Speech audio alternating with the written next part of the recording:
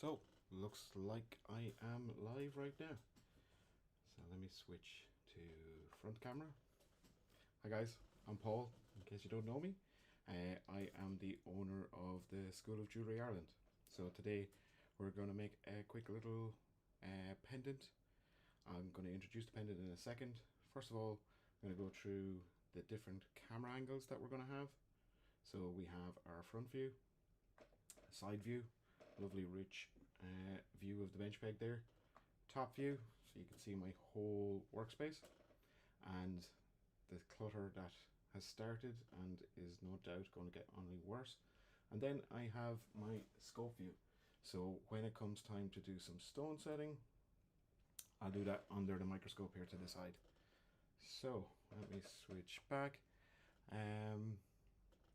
For anybody that does have any questions, feel free to drop them in the chat at the side.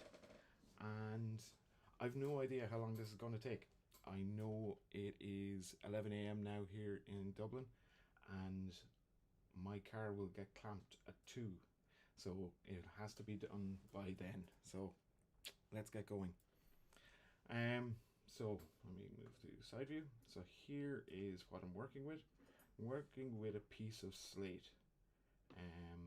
If some of you follow me on Instagram, you'll have seen I got a new lapidary machine for cutting cabochons from Cab King, and I'm waiting on delivery of raw materials, some jaspers, some quartzes, things like that. So I'm just practicing cutting with materials that I have on hand, and this happens to be a slate from my family home. My family home is over 200 years old, and on occasion the roof needs maintenance, and this is one of the slates from it. So what I'm going to do is I'm going to turn this into a little pendant. The piece of slate measures about 40 millimeters long and about 9 millimeters wide. So let me see. We're going to take some silver and we're going to pair that with the slate, and then I want to add a little bit of sparkle to it. So I'm going to use a nice blue topaz. In order to set that blue topaz, I'm going to put it in some tube, and yeah, my big issue with working with slate, it's the slate itself is Blue Banger slate. It's got a Mohs hardness of about 2.5 to 4, so it's not very hard. So it's not a traditional stone that you would work with for jewelry, but I just personally, when I make jewelry, I like to work with materials that have provenance, that have a narrative.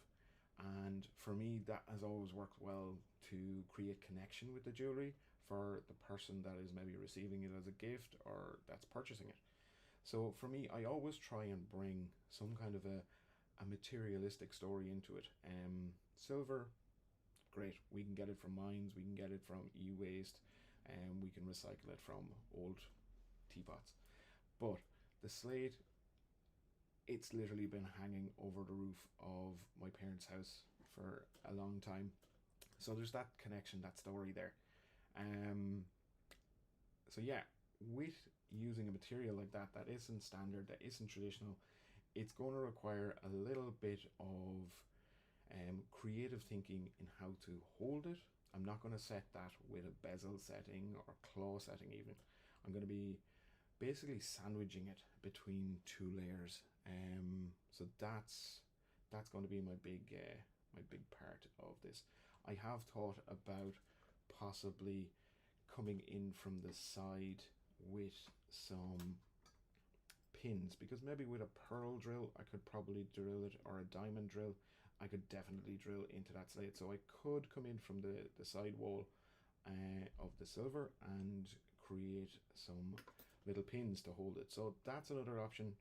I'm holding out on that if the idea doesn't work first. So a little bit experimental, and to be honest, I haven't had time to work ahead and prepare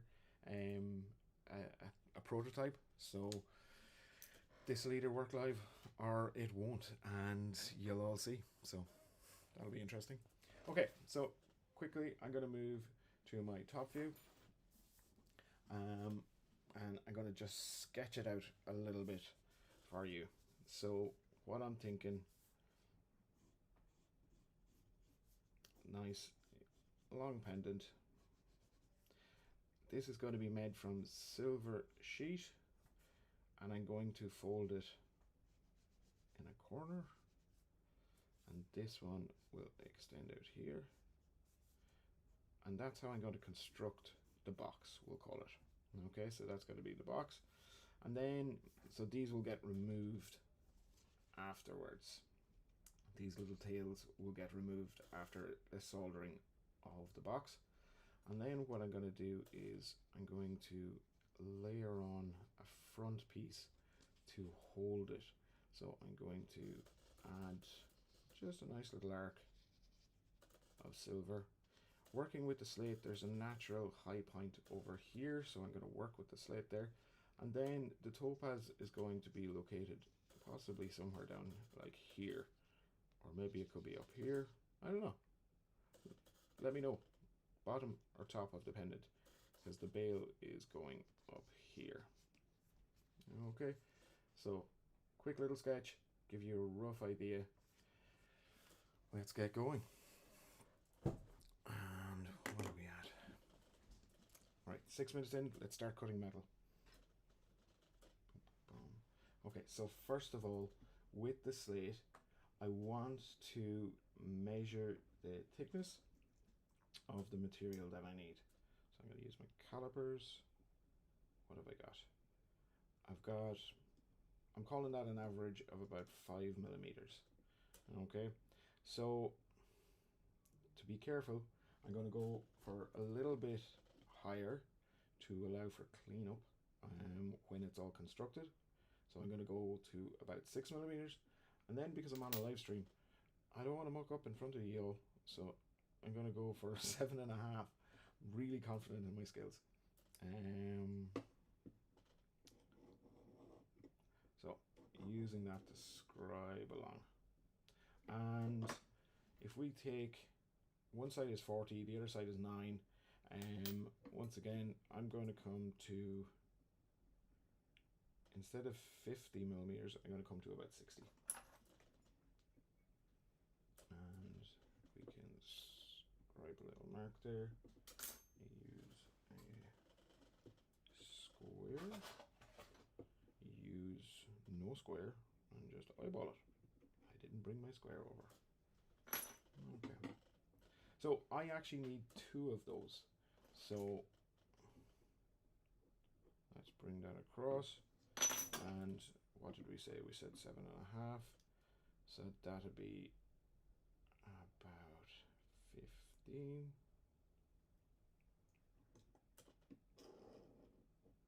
Okay, there we go.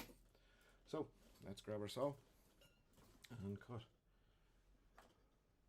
So I have a 2-knot blade in the saw, and I'm just adding a little bit of wax.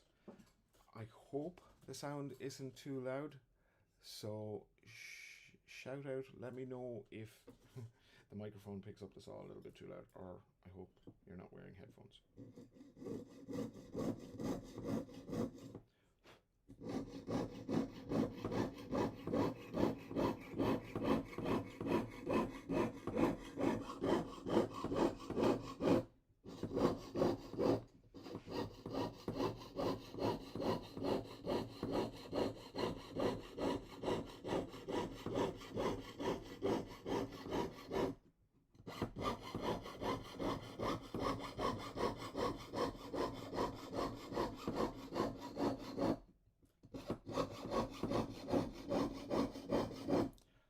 See 6 of you viewing at the moment. I can't tell who's viewing, so I can just see that there's 6 current viewers. So hi everybody.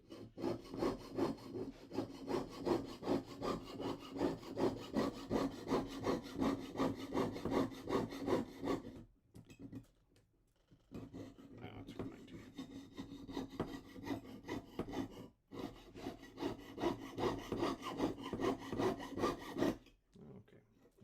piece.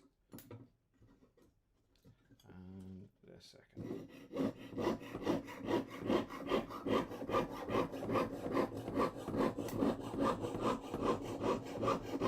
Really hope I don't cut myself live.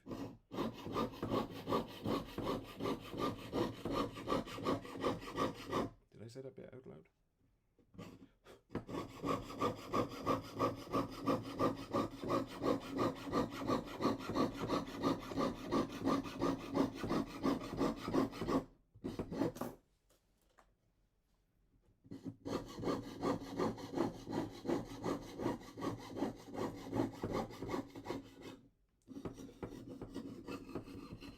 So when I'm rotating in a corner, keep moving the saw up and down, pull the blade back slightly and rotate, so that way we disengage the teeth. Continue on. So this piece is going to be flapping a bit, so I'm going to hold over there. There we go. So, hanging this off. So the sheet that we're using is 1mm sterling silver. I'm not going to do any filing to the edges yet. I'll do that when it's all bent and soldered, and I'll file it all a little bit later. I want to get moving into the what we can call scoring and folding. So very quickly we mark our dimension for one end, and I'm going to come to about 12mm. Yeah, a little bit longer. And we mark that. Now, can anybody tell the mistake I've made? I should have peeled the plastic off. Now I have to peel two pieces.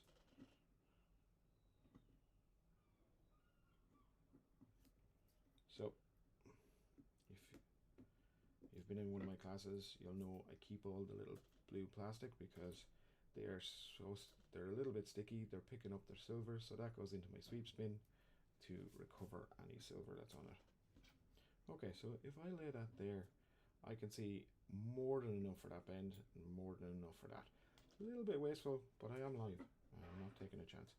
So this one, let's peel the plastic off before I scribe it. I did make sure my nails were clean and somewhat short for this, so it's getting it hard to get that piece of plastic off. And okay, so we have somebody watching from Sweden. That is super cool. If anybody else wants to let us know where we're watching from, that'd be super. Okay, so I need to do a 90-degree bend on this. So for a 90-degree bend, I'm going to use what I call a four-corner file or a square file. Okay, but to start, to give that four-corner file somewhere to bite into, I can use my saw, create a little kerf mark with that, or I can use my triangular needle file or three-corner file. I'm going to use my triangle. I quite like them. Now, first of all, I'm going to just put another little groove here on my bench peg. So that's going to stop it sliding as I push the file in. Let's do the saw.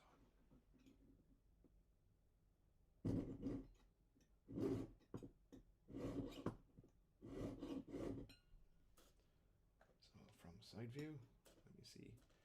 Let me get you in focus. There we go, you can see. So, going about the depth of the saw blade till the back of the blade is flush. That's kind of where I go to. And now I can start with this.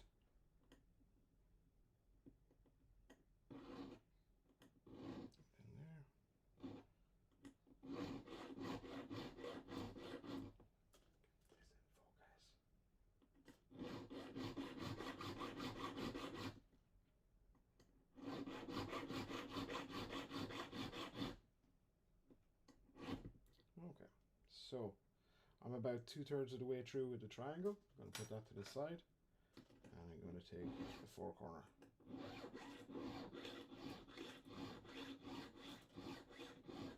Okay, so what I need to be careful is that I'm not leaning one side more than the other. Okay, so having that four corner, I can see where the bottom corner is by where the top corner is in relation. So I can also check the end and see what that corner looks like. If this was a little bit longer than this piece, I'd probably be flipping it a bit over every now and then to stop some bias from leaning too much on one side.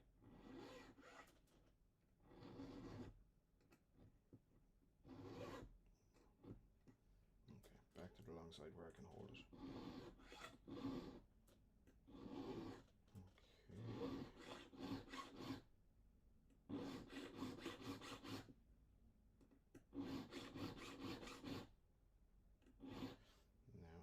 So I'm going to peel the plastic off the back as well now.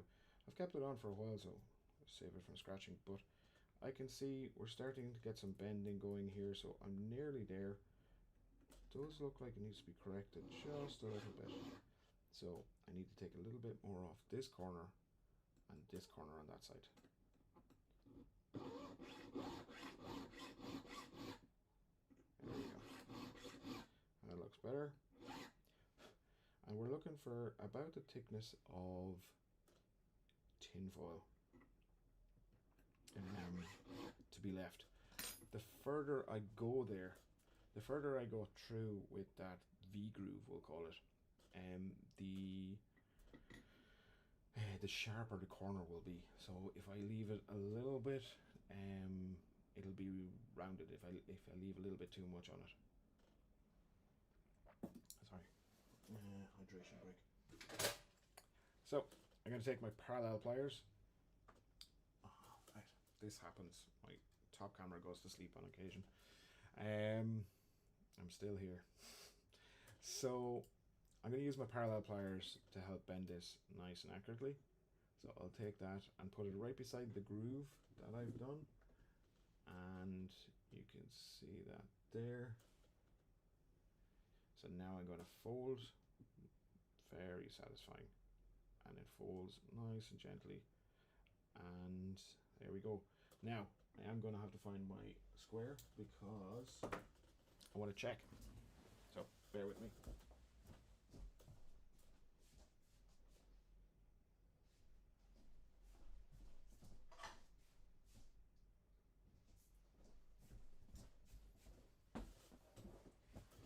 Okay, so it's a square. It's not my favorite square. Okay, so when I look at that, you can see a little bit of lift there. So we need to just come down just a little bit more, a little bit of bounce back. But no, that's looking pretty good. I'm pretty happy with that. So that is the first one. I'm going to now run through the next one and I'll explain less and just do. So, side view or top view? Let me.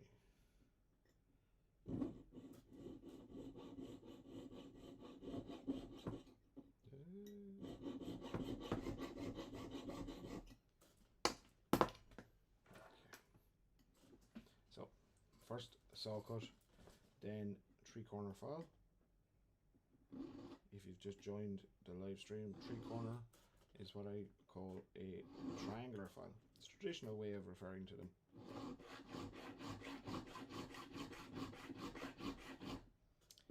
Depending on where you're from in the world, everybody calls tools slightly different on occasion.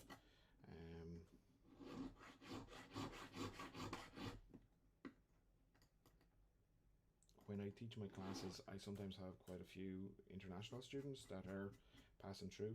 At the moment I have 2 from the Netherlands, and yeah, people have to convert terminology to a different language then sometimes, but also there is just different local terms for tools and materials.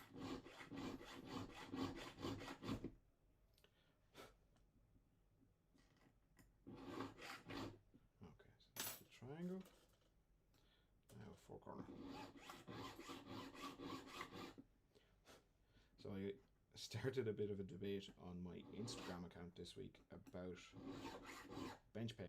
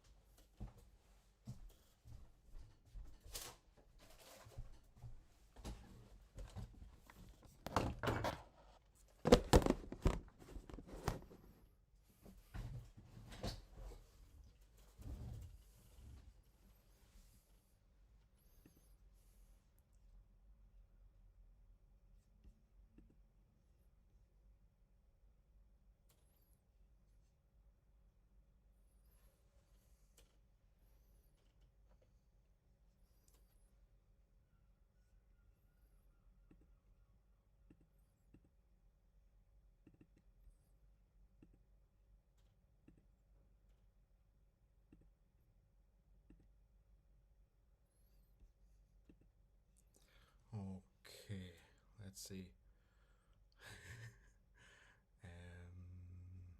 Come back here.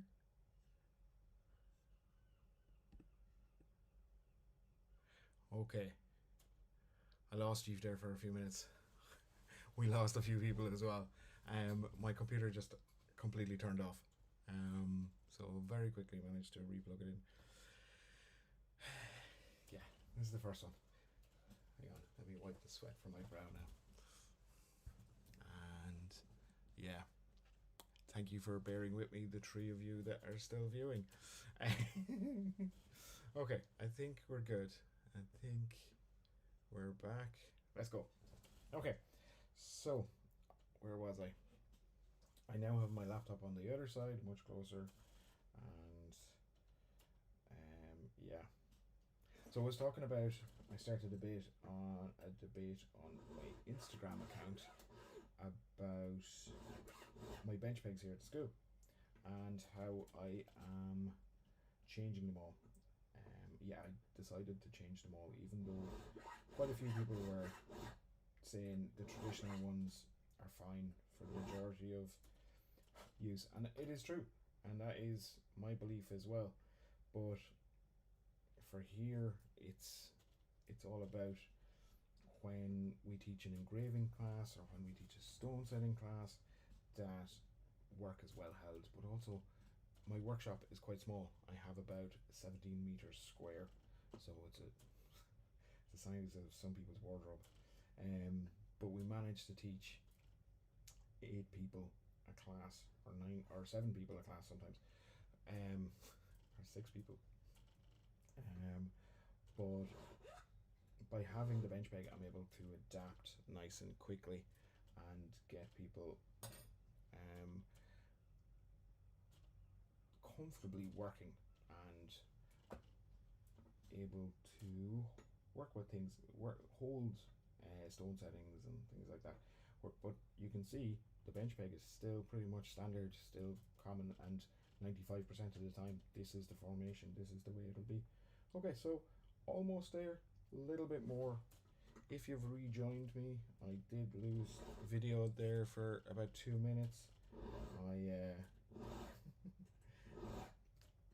The system that I have everything running through is an 810 Mini Pro ISO, and it does send some power directly to the laptop, but it obviously wasn't enough, and the laptop just gave up. Okay, am I at the state of tinfoil? Nope. Is it going to be a 90-degree? No. Once again, I have bias. So because of the direction I'm filing, we bring our files up, move to top view. We bring our files around our body, kind of. As much as we try and resist it, it still happens. So that's why I will have to correct each time. So let's do that. A little bit off this side.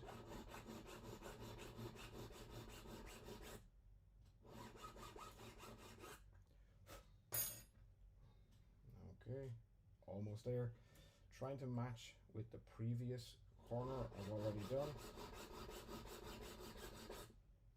I have to be brave.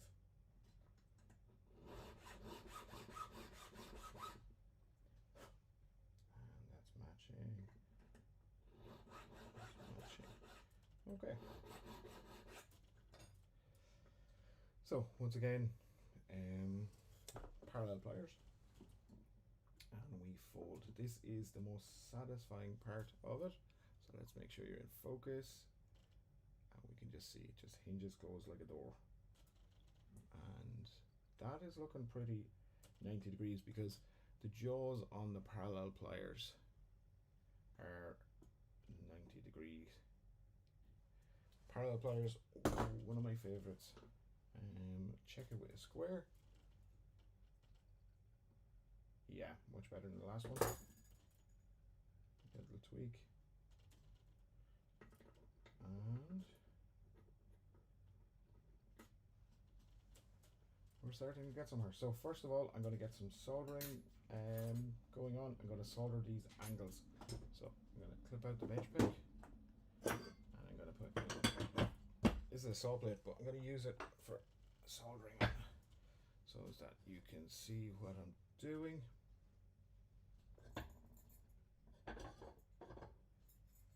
Now, one thing I'm missing is flux. So I'm going to grab some flux now in a second.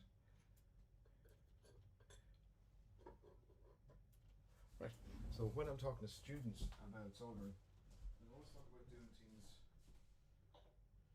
one at a time, focus, no point in rushing. But I don't want to get clamped today. I have to get done, and I don't want to waste your time either. So let's get the two of them soldered at the same time. So I'm using some flux, fluxing up that angle, plenty of it in there, and I'm going to take a torch. So you can see I have a little propane torch. Oh, solder. Let's get some of that stuff.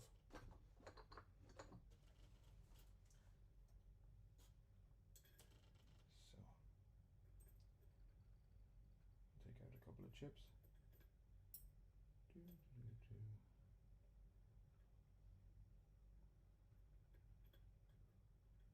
I'll try not home. And I have a pick here. Okay, so side view.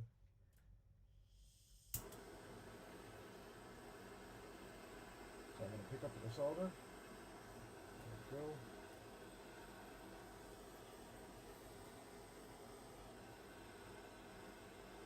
Seems to be a bit of wax on my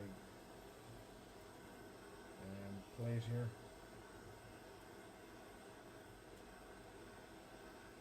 Smoke burning off. I'm going to pause.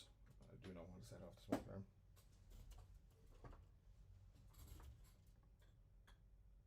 And here we go.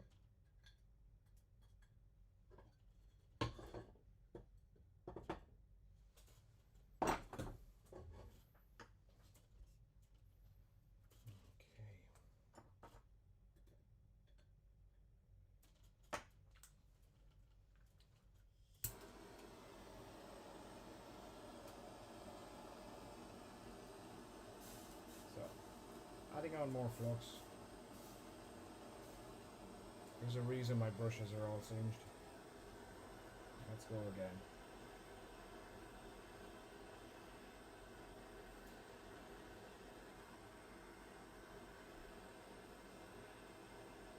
So I'm anchoring my hand against the bench, trying to remove any shakes, warming the whole piece up. And did you see that? I used one side too much. float over there. Ah, that's better. Okay, so other piece. Let's balance the heat a bit more this time, Paul.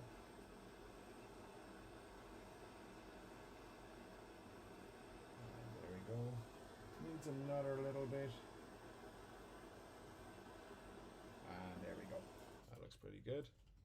So, pop those into the pickle. And we'll have a look at the next stage. Pick it up. Okay. 2 pieces go in the pickle.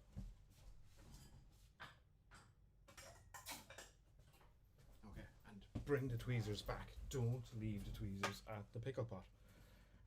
Like always happens. Okay, so if we look at that stone setting now, I think I can prepare the seat maybe a little bit for that. Okay, so I've found my tube. I'm gonna switch over to the scope and maybe front for a second so you'll get side view. So with this, I'm gonna just prepare the seat. More so you guys have something to watch while it pickles. And it's an important thing when your work is in the pickle. Have a second job on the go. Have another task ready to go. You're not sitting waiting on the pickle. Fight the temptation to look at your phone. Although if you're watching me on your phone, hey, keep doing that. That's cool.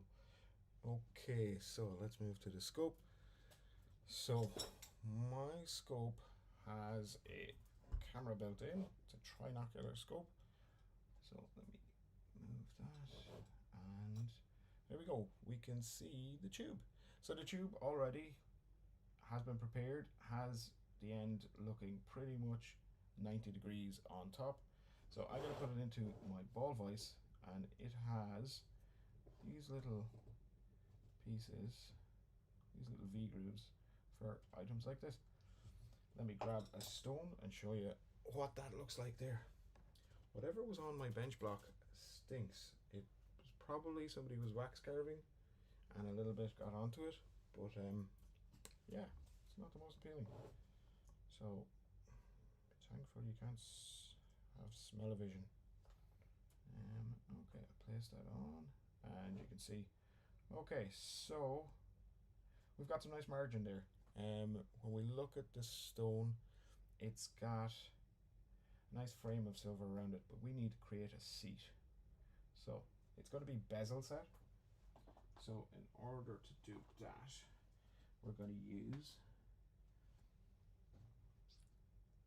a setting bar.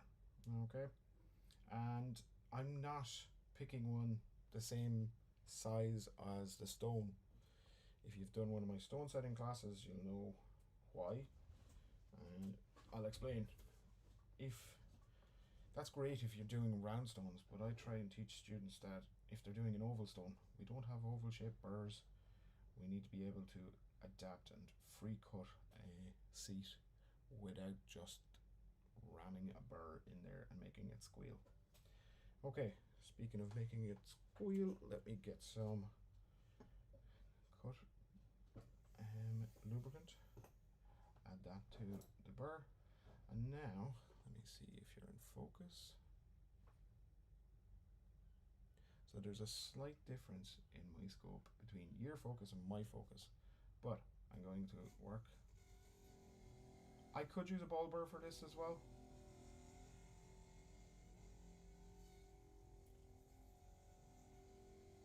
There's a number of different ways you can do this. Everybody has their own way. I'm pretty humble. I don't think my way is like the world's best, but it's my best. In other words, I haven't been all the way around the world to try every technique, so I'm open to learning more ways. And that's the way I teach it as well, that, you know, if you've learned somewhere else, I don't talk down other people's training. I'll sit, listen, watch, and sometimes I learn from the students as well that have been somewhere else and they bring knowledge. It's a good way to be. Be open to learning.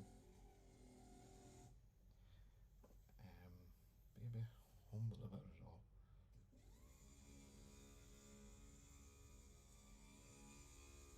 Okay, so I am creating a deeper seat than I require, but this has to get soldered on as well, so I'm leaving some space with it. So let's just check what that looks like with a stone in there. Are we there? No, we're not. We need to go a little bit deeper. Guys, I can still see there is 6 of you watching, so thank you for sticking around, or if you've just joined me. I'm making a pendant out of slate from my family home, from the roof, not from the walls. We don't have walls made of slate. And I'm framing it in silver and adding a little blue topaz.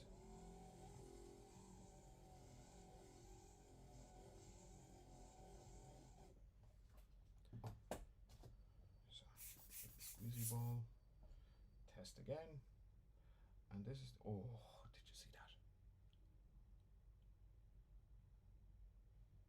It's beautiful. Fits really nice. Let's check. It's flat. I've been pretty good at getting that cut. Okay, so there is my seat cut. To start, might be more adjustments to make to it later, but hey, it kept me busy while I was waiting for the pickle. So let's go grab it out of the pickle and continue on.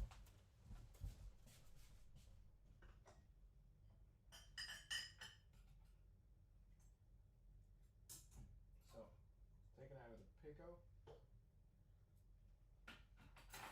and take a cloth and I'll dry it. Okay, so I've rinsed them in water as well, and I have dried them. Top view. There we go. So remove that solder block for a while. Okay, having this flat lid is kind of useful. I'm able to use it for layout. So let's just check. That is really nice and square. This one, not as nice. Needs a little bit of tweaking, and that's okay. So what I'm going to do is I'm going to use my parallel pliers. I'm going to put the long side down. Oh, it's just a bit short. Okay, I'm going to have to do it this way. So let me move to the side view, show you what I've got. Okay, and focus. So we can see here there's just a teeny tiny gap here, but that won't do. So I'm grabbing it in the jaws of the parallel pliers, and I just want to smack it with a hammer. So let's do that.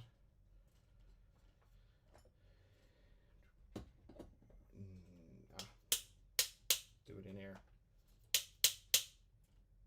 And beautiful, that's it. So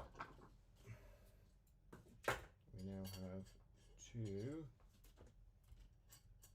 perfectly aligned pieces. Okay, so one gets flipped over, one gets flipped that way.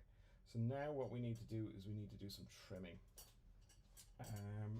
If we imagine the slate is here, this is going to be here, we need these to slide. But in order for that, I'm going to cut the short ends. I'm going to cut them a little bit shorter. So what I'm going to do is line this up, and I'm going to take a little mark direct from the piece of slate, because I want this a snug fit, but I don't want it too tight that I burst the slate when I am trying to fit it. Okay, slate, once again, we were talking, it is 2.5 to 4 on the Mohs hardness scale. It's a metamorphic rock, so it's not like your jaspers, your quartzes, or anything like that. It's not got the same strength. And this is how they actually work with it as a material. It splits. It splits very easily. So yeah, challenging myself here. Okay, so that's about the distance I want to go. I really wish I had my shorter square, but I'll use dividers, and I will now take the measurement from the dividers.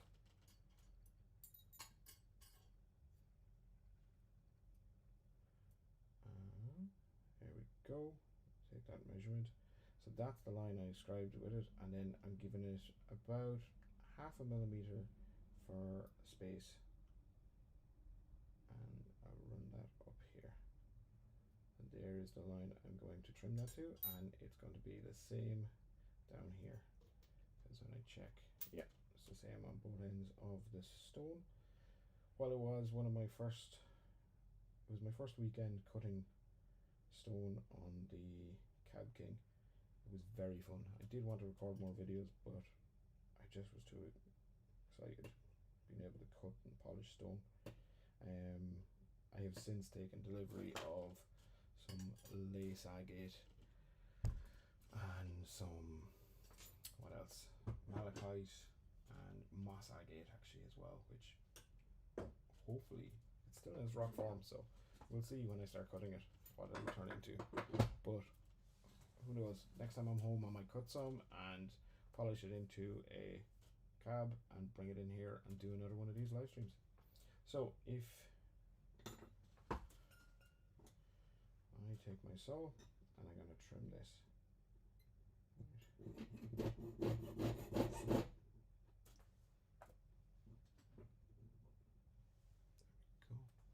This bench peg is my own personal bench peg, which is hard to keep in a jewellery school, in the sense that it becomes very much personal in the way I cut. So, and it's become quite flexible on this side, but it's probably about 15 years old, I would say. No, it's not. It's more like 10. Sometimes it just feels a little longer. Okay, other side.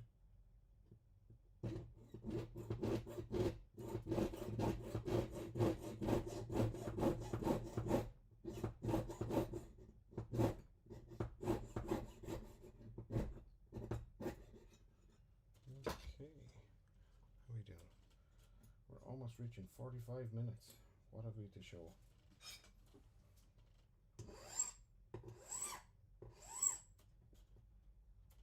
So I'm now filing down to that line I scribed on the inside.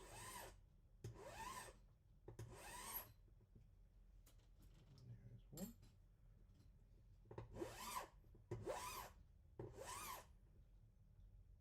So this is a lovely number 2 file, so not very aggressive.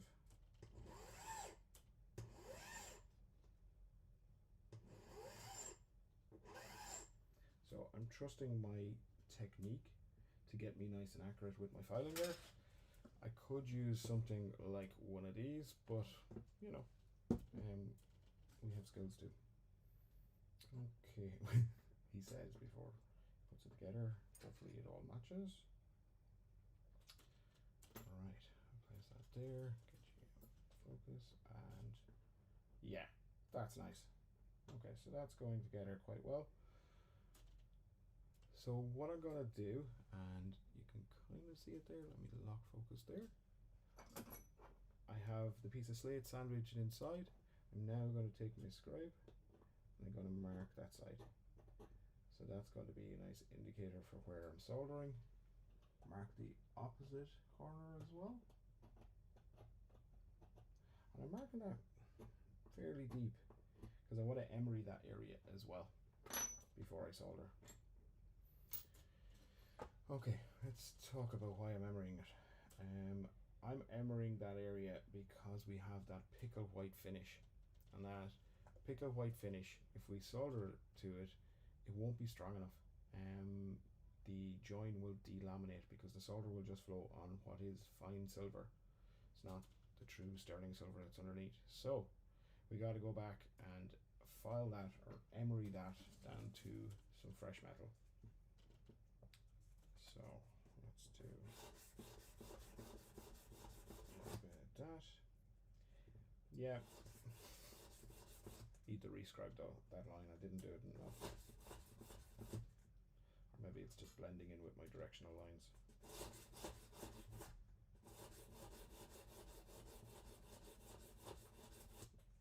Okay.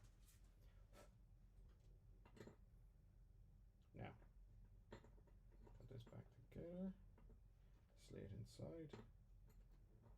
Slide it and scribe it.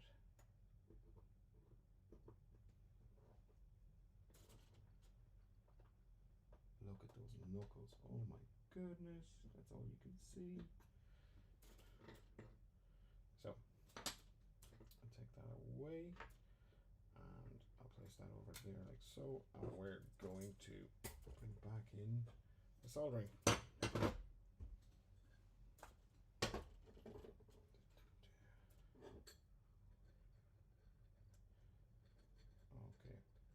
so in order to solder this, I have a couple of choices. I have a puck welder behind me here. I could tack weld it in position. Now I have those lines, or I could use some binding wire. I could do it a number of different ways. Personally, I'm just going to sit it, balance it, because they're big enough pieces. I'm not worried about the metal sliding or moving too much, because there's a bit of resistance, a bit of weight to it. And what I might get is just a little plate of honeycomb to sit it on while I solder.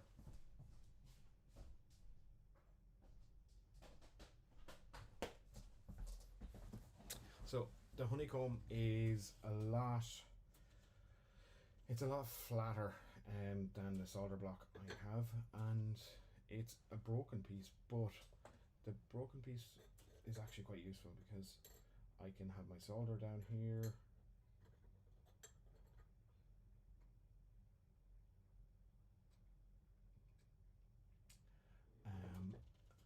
The one thing about, I'm still here, camera just went and it's now got all the settings on it. Great. I have 3 cameras and the microscope, and I'm not buying another new camera. I promise myself I'm not buying another new camera. Just have to work with it. Okay. The great thing about Slate, if I do this wrong, it's very easy to cut it, and I could probably file it. I can definitely emery it as well if I scratch it or scuff it. So there are some advantages to it if I misalign something. Okay, so there we go. So we get you into view of something. There we go. And I want to get down, see my line.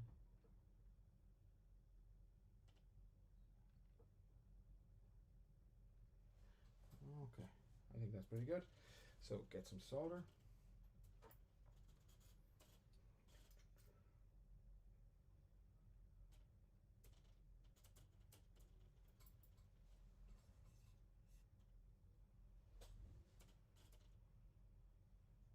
Okay, I have a few pieces. We have the flux, let's go.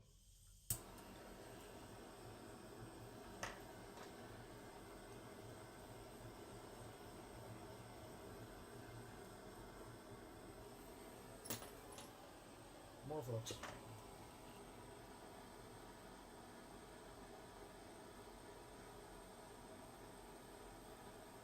If a student comes to me and says, my solder didn't flow,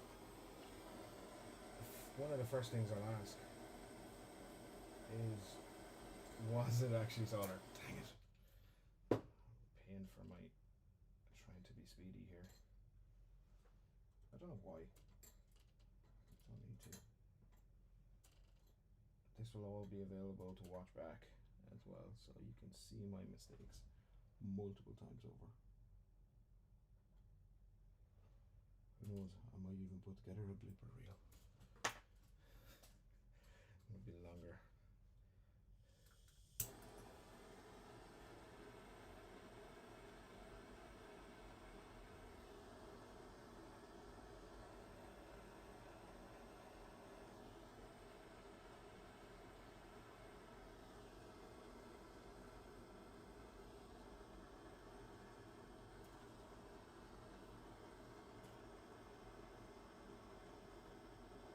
Okay, so solder is placed in both corners. Now I'm just going to warm it all up.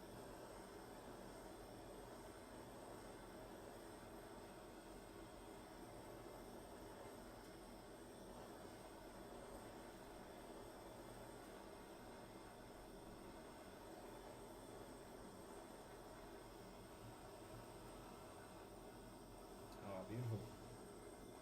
And happy-ish with that side. I want to flip it over and just add a little bit more from this end. I think it flowed through, but just to be sure, and I need a smaller piece than I have on my smaller solder block. There we go.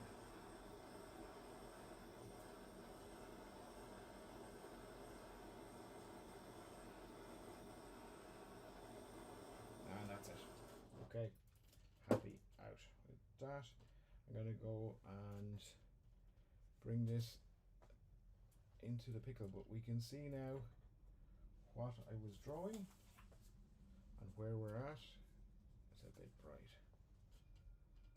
Boop, boop, boop, boop, boop. Go to front view. So you can see these tails opposite where they stick out. So I drew them the other way, but same thing. Into the pickle. We'll leave that there for a minute, and we'll tidy a bit. So, anybody got any questions? Jane, object not in sight. Apologies, Jane. I'm not sure exactly when that was, but this is my first live stream. You're all being very kind and not giving me a hard time yet. Or maybe you are, I just can't see it. Okay, looks over here. So when that comes out of the pickle, I'm going to trim off the excess ends, and then I'm going to do a quick little file up of that, not too much where the solder was. So if we take away too much, when we do more solderings, the solder seam will get exposed. So we need to leave a little bit of length and that little bit of excess solder that is the meniscus of solder that is in the corner of the joint. We'll leave that there for as long as possible, but there'll come a point where it'll be take it away before it becomes awkward to take it away. Okay, so we have our stone, we have our tube. We now need to work on the curve for the top. So I was showing you on the pendant there was going to be a nice little curve. So I can texture it a little bit as well. I'm thinking of doing a burr texture on it. So I'll do that after I do the bending and get it into shape. Now let's try with some pliers. And we'll try our side view. Okay, yeah, this piece, okay, needs to be annealed. It's not that I am weak today. It is just, it is work hardened. So let me get this in some kind of view. I'm going to move that camera a little bit. There we go. Hopefully it's not too shaky. And we're going to anneal this. So warm this up. It's hard to see the annealing temperatures I'm reaching because of the lights for the camera, but I'm just running the torch all the way along. I've elevated it off the block as well, so the block isn't sinking the heat out of it, but we're pretty much at temperature there now. I hold it a little bit. I'll take that and I can quench that in there. Okay, I would normally pickle that, but in the idea of working along, let's get to bending it. So now you can see I can bend that much easier. And where is my piece of slate? So as I look at the piece of slate, I'm imagining the pendant having this curve coming down the front. So this serves multiple uses in my design. It's going to connect the box together on the front, and it'll stop the stone from being pushed out, and it's an area for a little bit of detail. Okay, I'm kind of actually happy with that curve already. So what I might do is just get a file.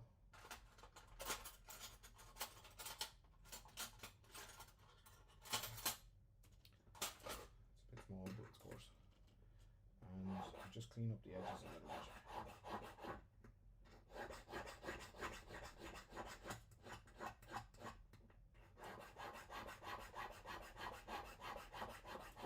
So if anybody has any questions, do feel free to drop them in there.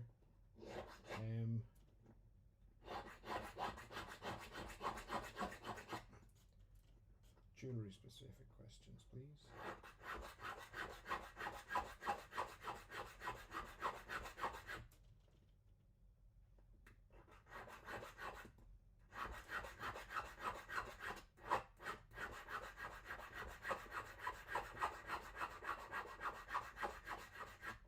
That's good. So there's a little mark there all the way along. I think this piece was rolled, so it had a little bit of a line. Let's clear that up. Okay. This side, not as bad.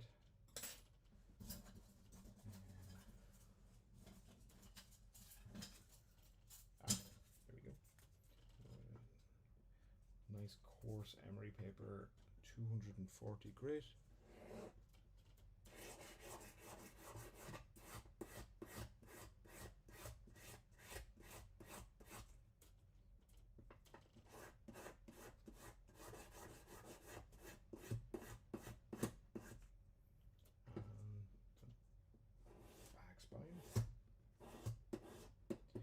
Do need to wrap the stick again.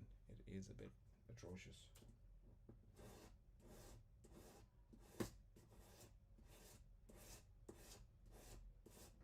So obviously being summer months, I am not in the workshop as often, and I'm not teaching as often. I take a fair bit of time off during the summer, be with family.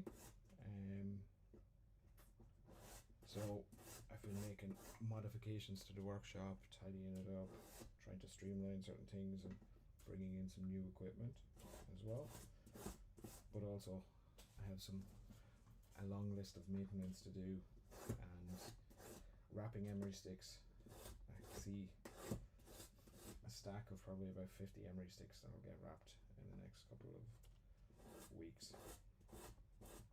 So that's why I'm using this pretty nasty looking one. Yeah, that's much better. Okay.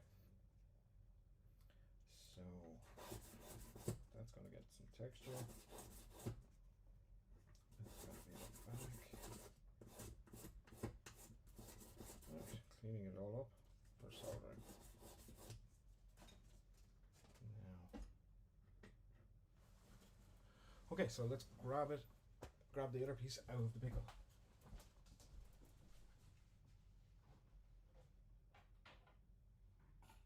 Okay, rinse in some water and bring it back. Okay, so here we have it. Dry it off.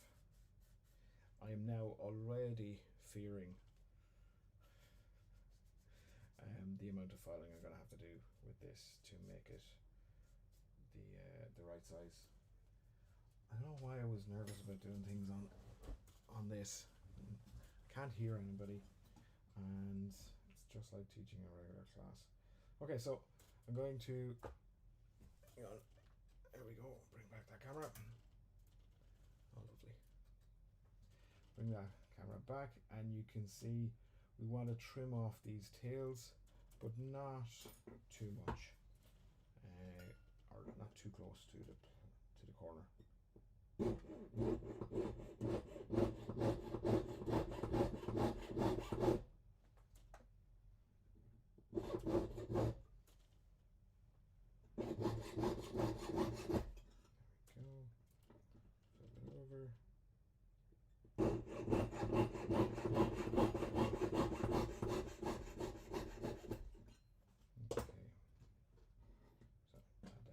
Skin, and we have 4 sides of a box. And does it fit? Oh, does it?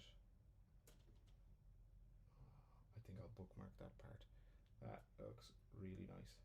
So we're seeing really good contrast between the natural slate and the sterling silver, and I've done my job. It fits.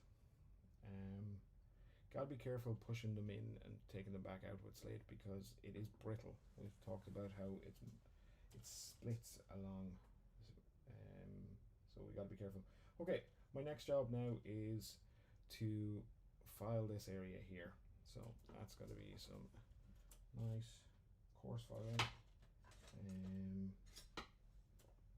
Like this one. So once again, putting it against the groove on my bench peg.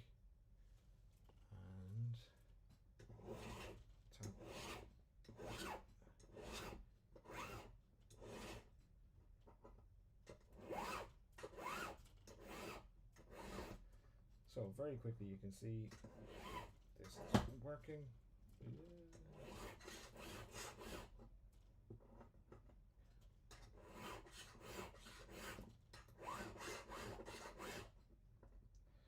I want to avoid filing like this. Avoid filing.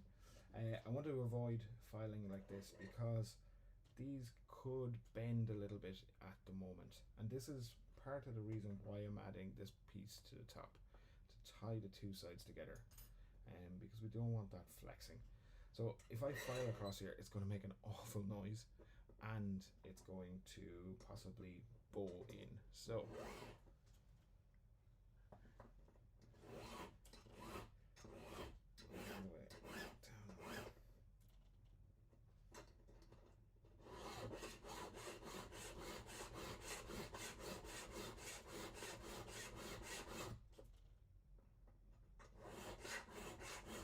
don't know if this could count as an ASMR style video. I'm talking too much.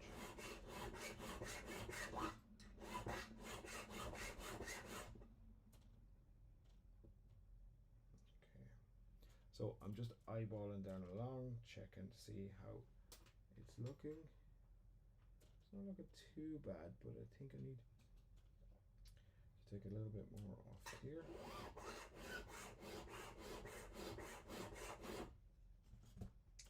The other thing I can do is check across like so.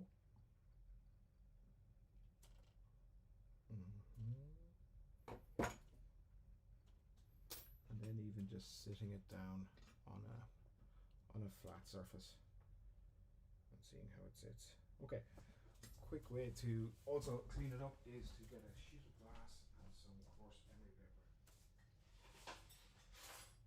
So I'm going to use the sheet of glass because the glass will keep it nice and flat. I'll keep my parts over here, and there we go. So making sure I don't have this, I have some tape down, I don't have this coarse one glued down, so I need to make sure it doesn't pucker up, and then forward or back.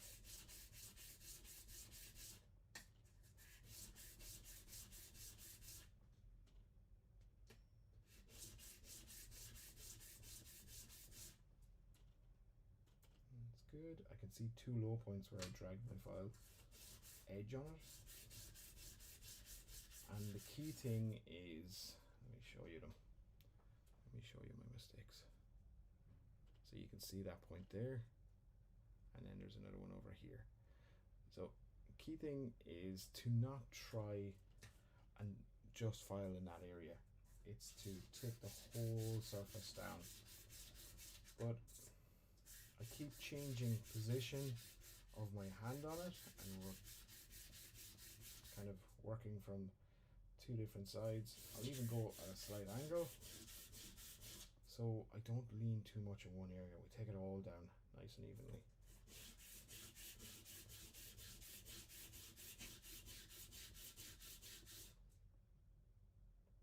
Oh yeah, that's going well. Almost there.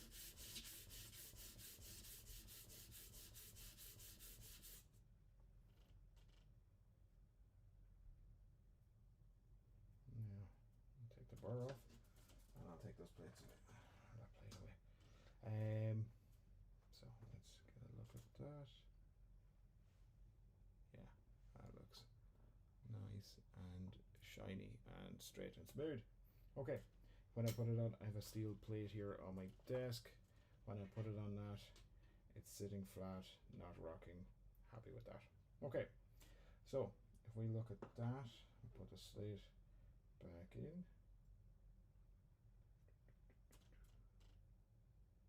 Oh, the burr. So as I've been filing it, there's a slight burr that is holding it from going in perfectly. Okay, that's good. To the side, and we can see. Right. Next job is put the silver across the top. I'm gonna just, there's a nice bit of resistance there when I put that in. Okay.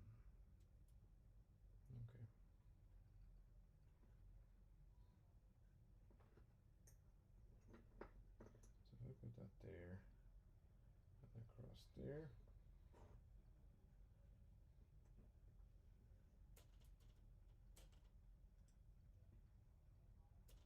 that's going to be where we're soldering it.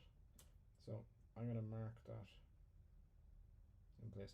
First of all, I wanted to give it one last tap flat. So you'll hear a big bang. Apologies.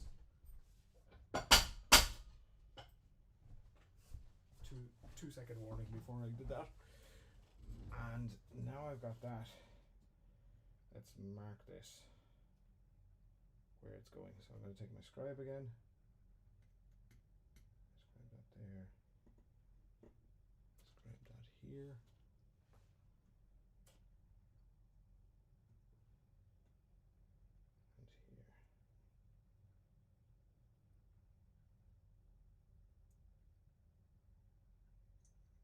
Okay.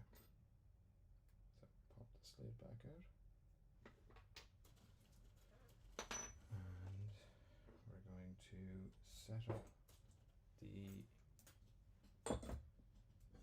plate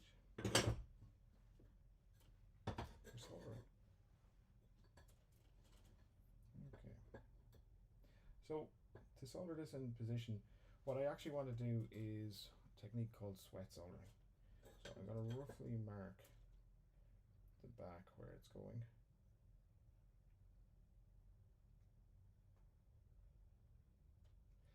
And I'm going to pre-melt the solder on that area. And that way, when I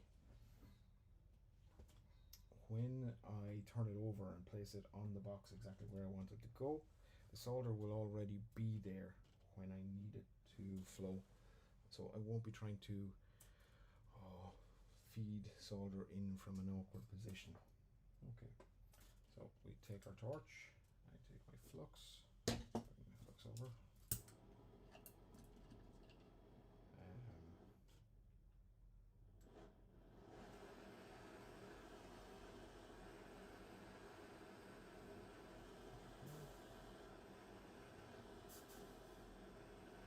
So just where the scribe marks are.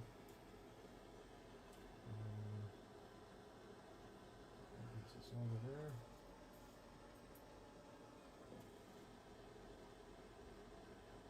Another piece here, and we warm that all up.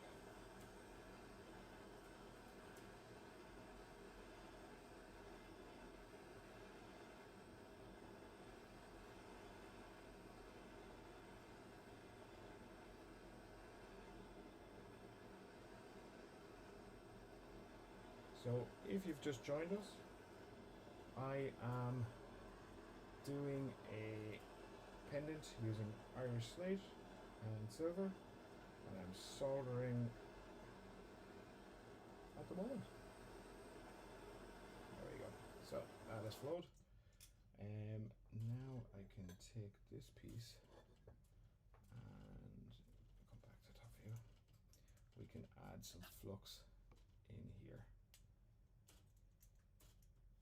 So I'm just going to flux the area that I want the solder to flow on.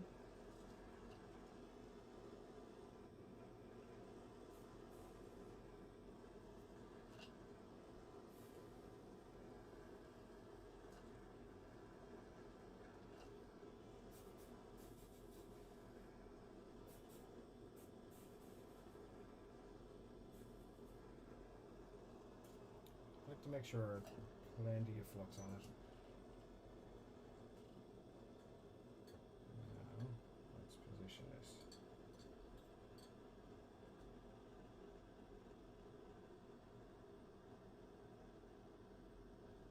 Okay, there's that. There we go. So we have it balanced in position. Okay. So my position has changed. I'm down much lower, so I can see everything that's happening, and I'm warming the box all up.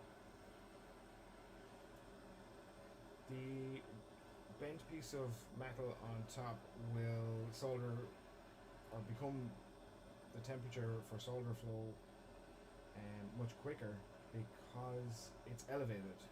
The box is going to take more, so I'm kind of focusing on heating the box more so, balancing the heat between the two, getting eye level with it so I can see, applying a little bit of downward pressure, and there we go. That's it. And rotate it around to check. Beautiful. Happy with that. Okay. So what we're going to do is pop it in the pickle, and then I'll trim off the excess, do a little bit of filing and shaping to it. But in the meantime, when it's in the pickle, I'm going to make the bail.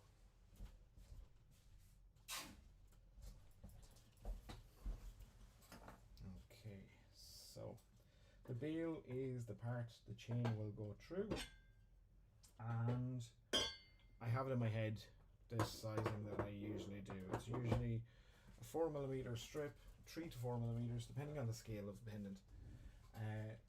3 to 4mm by about 21, 22mm. Okay. So let's mark that up. This bothers a load of metalsmiths if you use your calipers to scribe it. So you can see 4.2. I'm rounding. If you scribe like this, but these ones are designed for this very job. They're like a stone setter's one. I've even sharpened the points into very pointed scribe points. So we have bench skins. Catch them before it hits the ground. And I said 21, 22, so I'm going to go 20, 21 and a bit. And away we go. So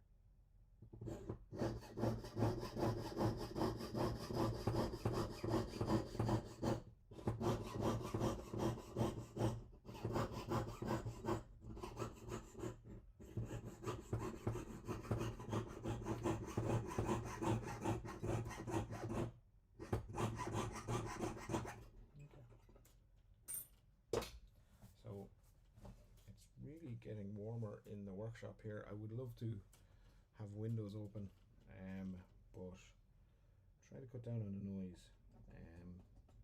Where my workshop is located, it's right in the city centre, so you've got buses, taxis, Lewis, all beeping and going by, and then there's a cafe.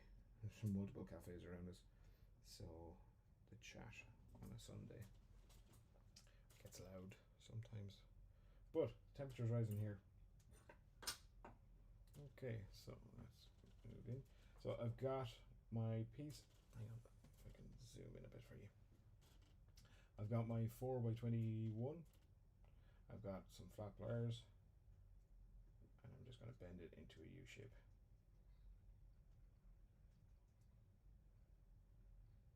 Oh, come on. Where's your strength?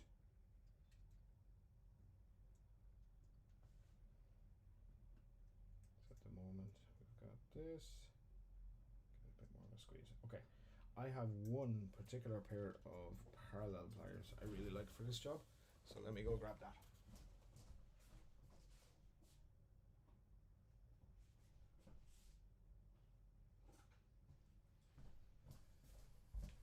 Okay, so these parallel pliers are super. They have, let's see, can we focus on it? There we go. They have little grooves on them. So for what I want to do with this, it's perfect. Let's get you in focus. There we go. So you can see I've got the bottom of it here, top corner here, and I'm just going to fold it in. Rotate around. And fold that side down and try and get it. I went too far. Come back. Other side. Concentrate, don't be looking at the video. There we go. Happier.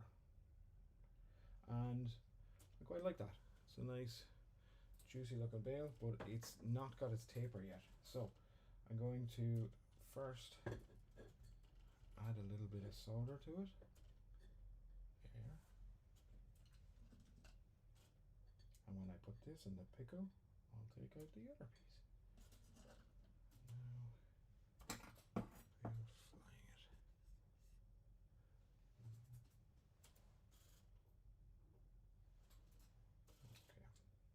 So this time I'm going to actually just be lazy and sit my piece on top of my solder. And there we go.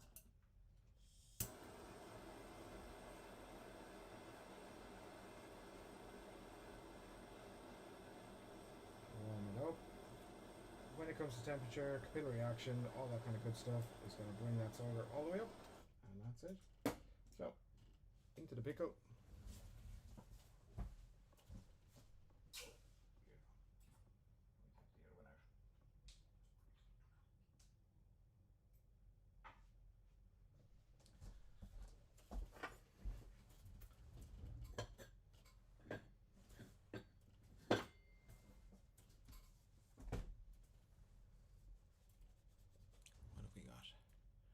Have we got any questions?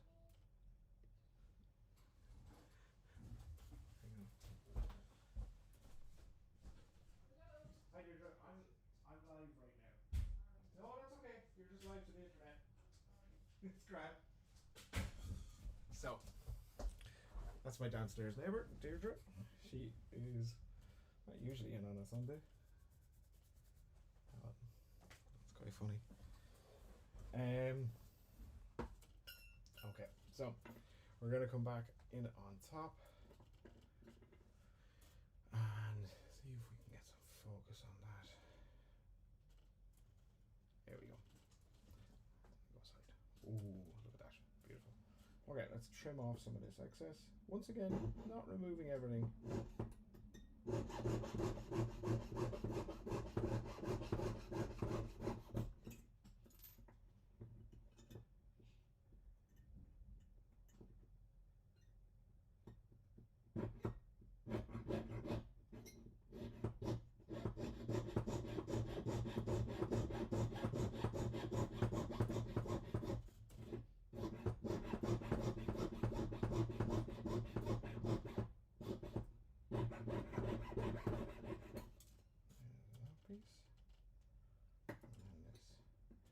obviously because it is, oh, hang on, where are we?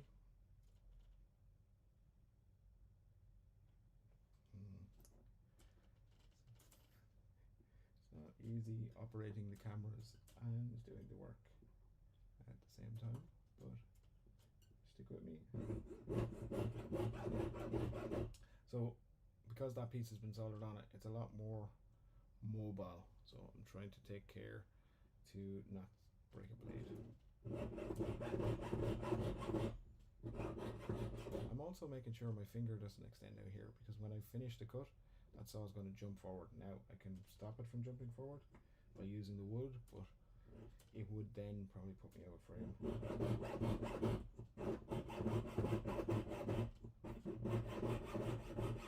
Let's try that.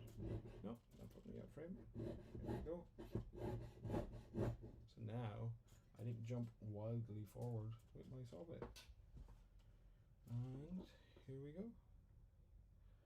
Okay, so next thing I want to do is shape the front a little bit. I want it to be curved, so that's why I used a nice thick chunky piece.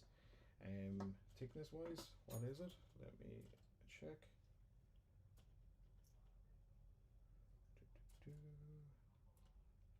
1.8. So plenty of thickness while still keeping it nice and strong. Okay, so let's file again.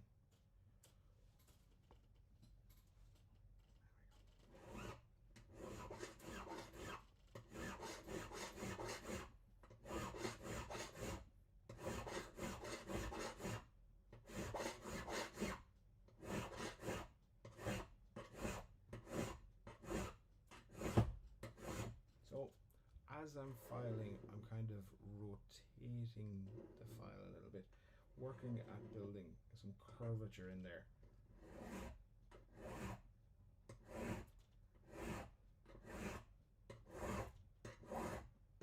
I'm also trying not to touch this area here with my file. I've said that now, it means I'm going to do that.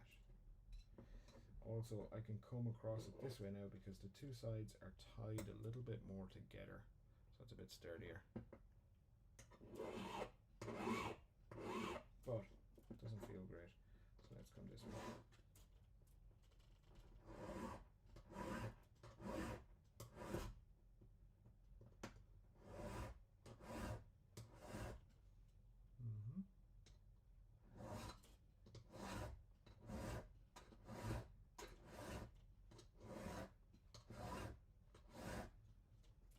So the beautiful thing of working with the slate as well, in future videos, if I try work with the slate again, I have a new laser engraver here in the workshop that would do a really nice job on engraving the slate. So I can add all sorts of little details like motifs, family crest, GPS coordinates of where home is, all these kind of little details. So yeah, there's lots of options when you have a laser engraver at your disposal, but the slate takes engraving quite well.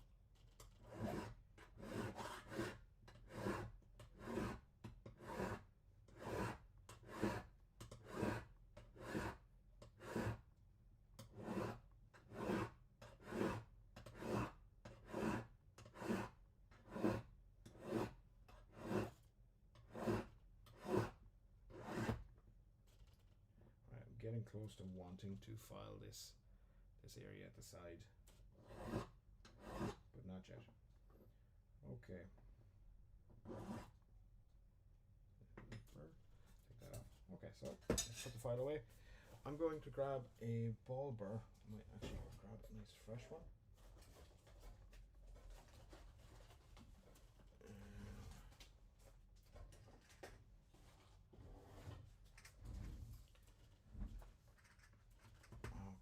I always joke that my gemstone display is not the expensive display in the workshop, it's the ball burrs.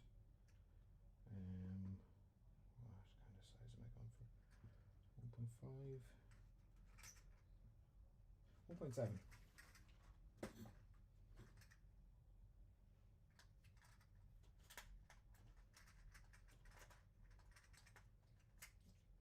No, 1.8.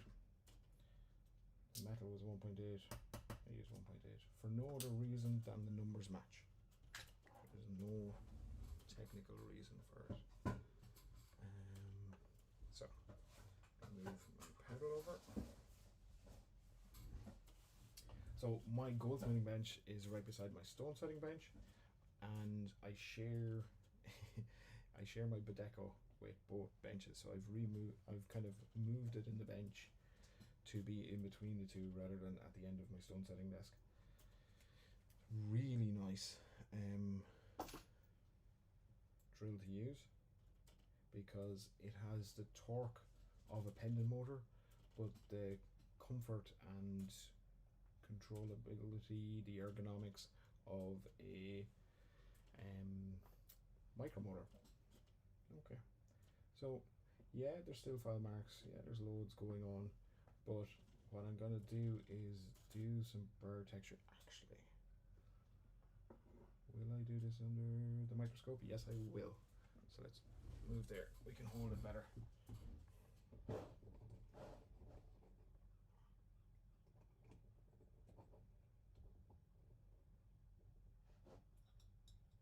Not too tight, but just enough. Okay, so move my pedal back.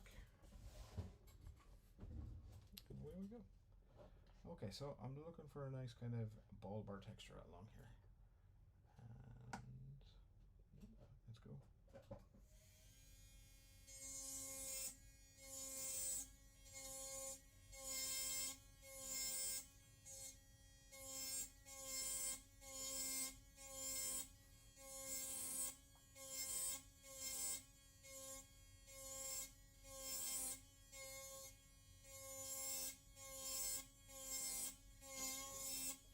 This is what it's like using a brand new fresh bush burr.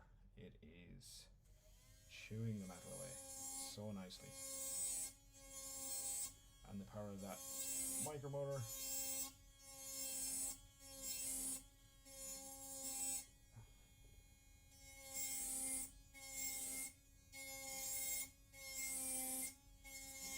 Will I do a bit of range bait and leave a bit untouched? Nope.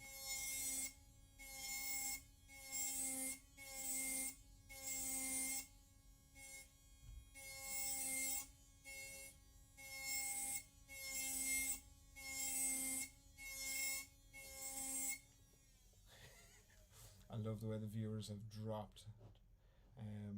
The noise is probably not amazing through headphones or speakers.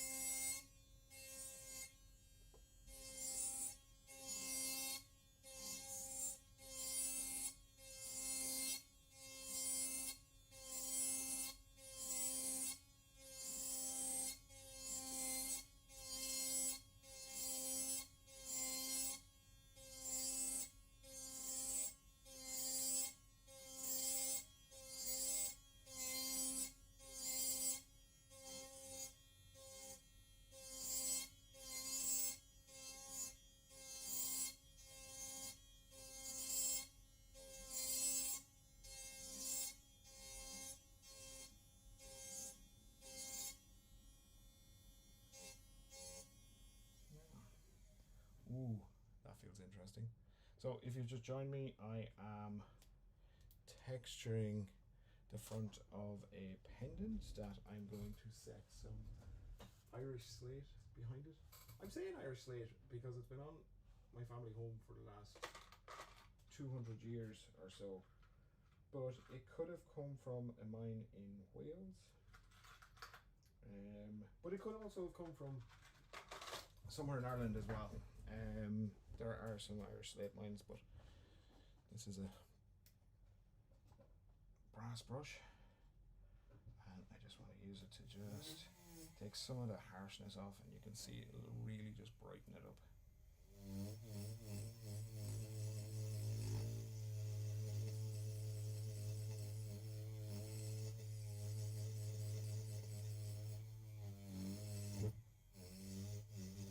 Okay, let's zoom in and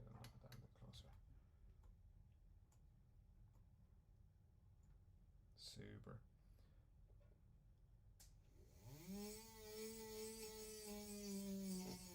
So the brass brush is just burnishing that, but I think that looks quite cool. Okay, let's take it out of the glove ice, switch to side view, and you can get a look at that. Ooh. Yeah. So let's try piece of slate behind it. This way.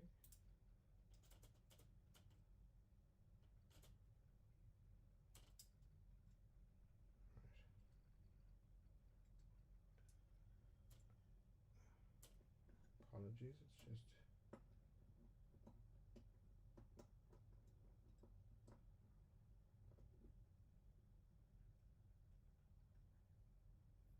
okay, it obviously went in from the top easier than it did from the back, so that's why you're seeing me struggle.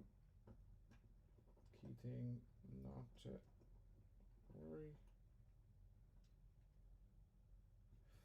Not to worry. I can file the top of it.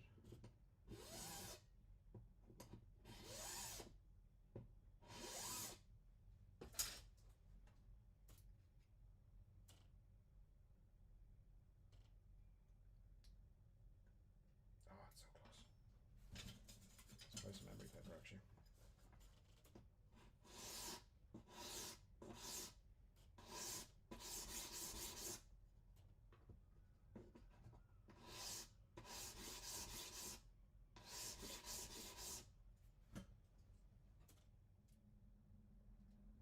Oh, beautiful.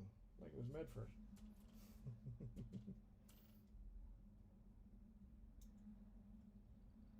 There we go. So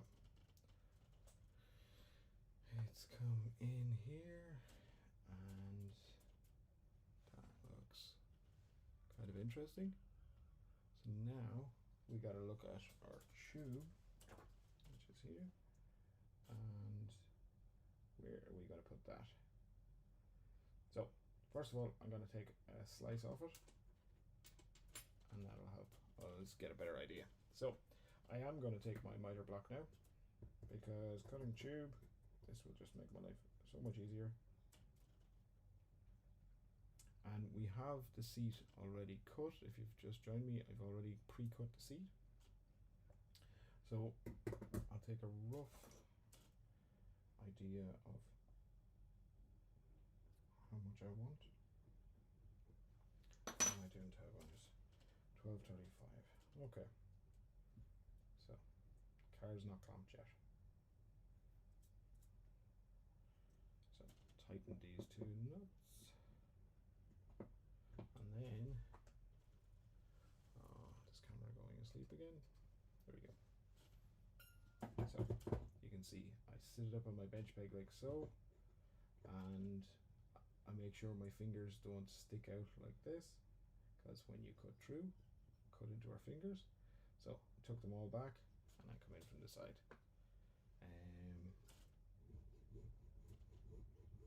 So my fingers are back a bit there. Let's get that in focus. There we go.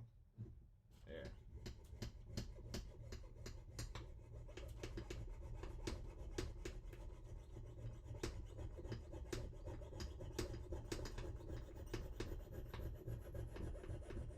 Okay.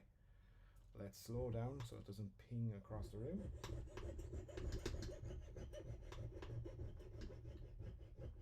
I'm listening to the sound of the tube. I can tell I'm very close to the end.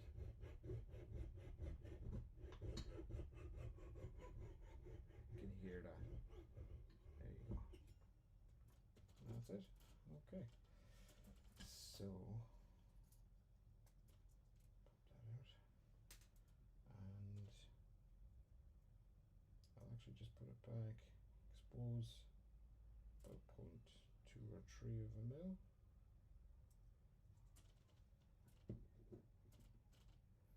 And take a file. Now, if you have a really nice set of files, don't do this. Use an old file. running across one of these blocks, because you don't want to take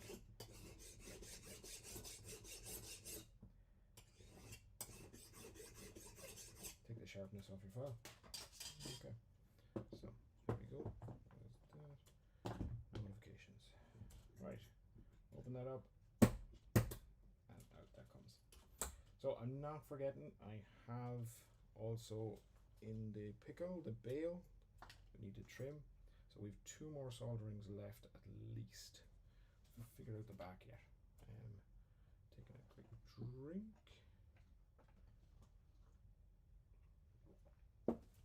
Gotta stay hydrated. Okay, move my pedal.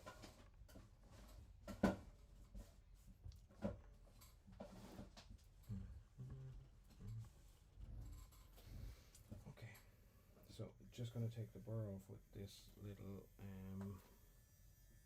3M radial disc. There we go. That's a bit better. Now we bring the piece in.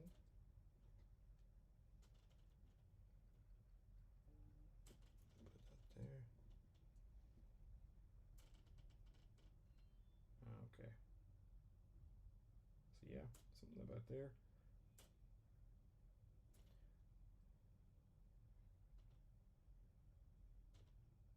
Yeah. So I'm gonna let it run on the wall and just against the textured plate, and yeah, let's solder that one there now. So when I have this soldered on, I will take out the other piece of the pickle and work on shaping the bail. So that is yet to come. Okay, so if you've been with me for a little while, you'll remember before I solder, I want to clean this area here. It's been in the pickle, so it's got a pickle white finish, so I need to clean that area. So I'm going to use, I have a nice emery stick,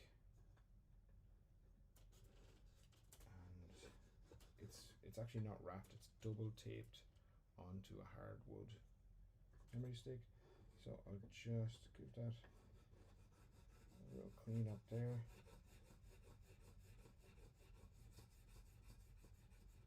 And that's good because you can take off any little scratches there as well. Now, other option is for the curved material, sorry now, we can just work in here. Focus.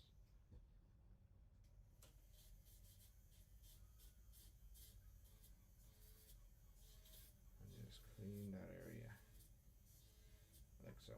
Okay, so fresh surface to solder to. Okay, so you can see, no, you can't see. Let's put that there.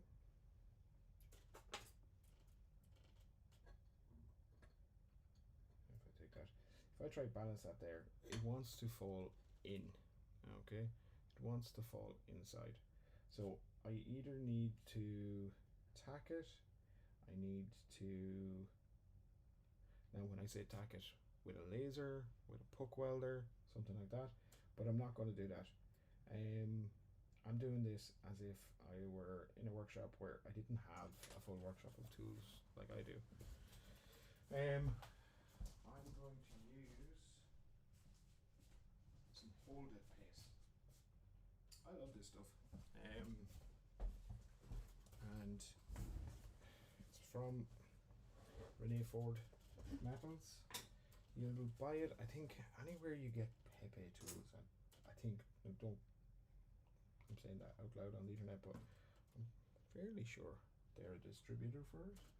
If not, they should be. It's great stuff.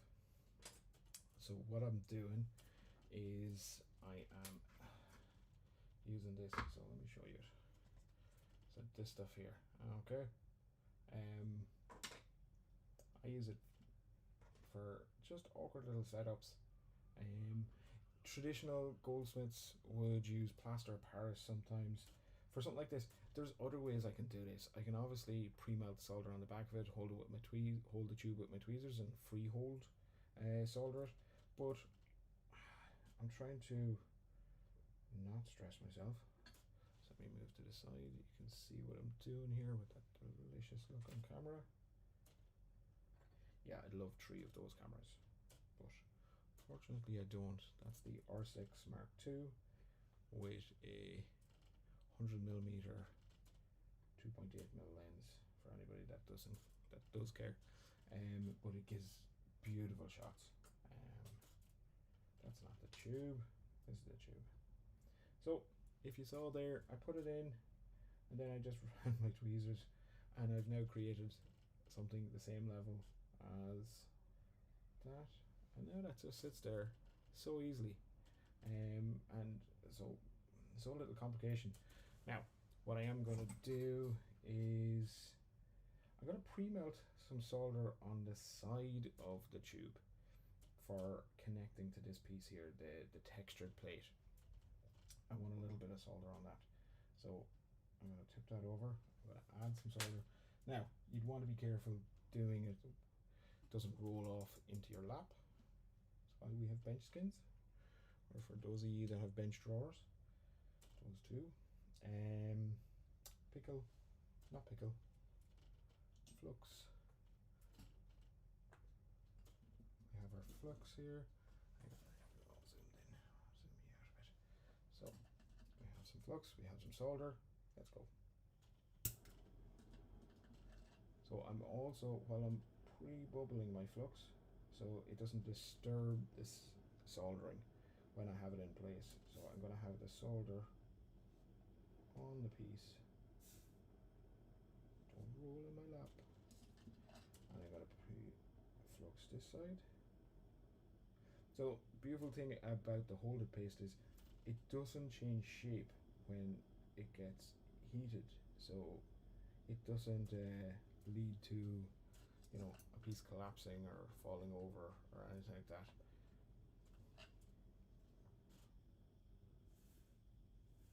Okay, just a little bit of flux in there. That's it. And I have my torch down low at the moment just because I'm bubbling this flux. Trying to control that. There we go. That's nice. Okay, so let's get some solder on it. I always keep my solder in these little champagne toppers. It's just handy for dropping a whole load of solder all at one time. Why drop one piece when you can drop all of them? There we go. And I've got one piece of solder flowed. I'm picking up the solder on my tweezers because it's just 2 picks in one. And I got some solder melted there. That's good. So place that now where we want to solder it. Yeah, that's good. Okay, you can all see. That's great. So let's warm it up. I'm going to take my solder out of the way.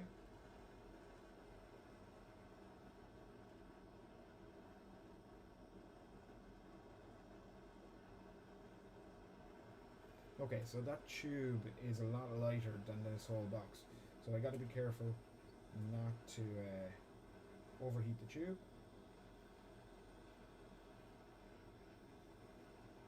This is still hard solder. Everything I've done has been with hard solder. And there we go. That has flowed, and it's flowed on both the base and on the texture plate. So super happy with that. That went well. And didn't land in my lap. So I can take that piece of folded paste back out. So you can see, there it is. That now can actually go back into, I tend to put it into a separate jar and collect enough up, and you can reconstitute it with some water. And it's good to go again. So quite useful. Okay, so let's take this, pop it in the pickle, and collect the bale.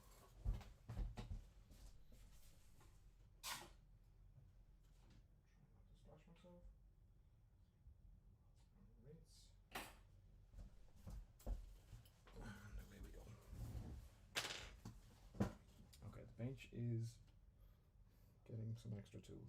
It's looking more full than it was when I started. Let's quick check, and that was an hour and 47 minutes ago. Okay, so we're coming up on 2 hours into this piece. I think it's going quite well. Are there things I'd change? Probably, but I'm not going to tell you that. And now I'm not going to tell you what I'm going to change. Okay, so what I want to do is taper this. So I'm going to just give myself a bit of a guideline so that I can keep track when I'm filing. Okay. You can see that there. You can see those light scribe lines. Probably could have used a marker. Let's do that.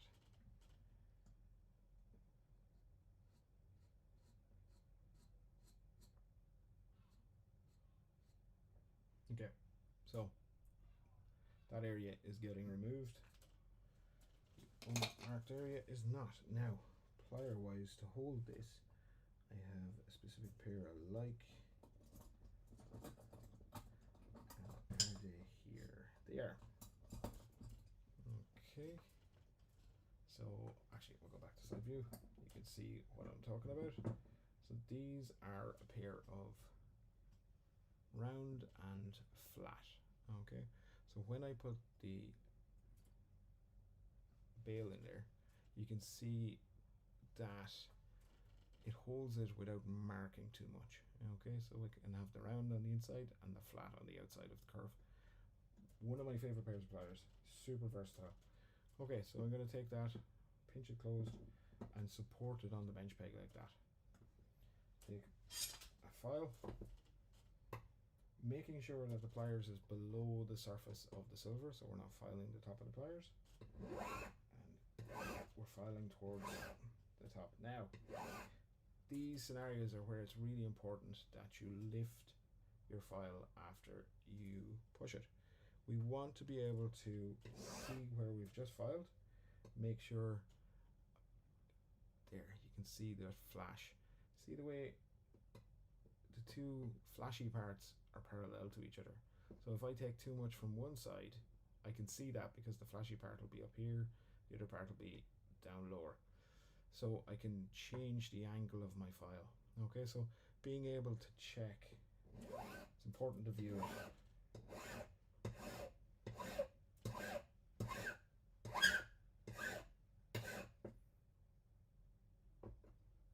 Okay, so checking with my line, getting on pretty good, nearly there, so I should nearly be affecting the top part as well. Apologies about the chattering.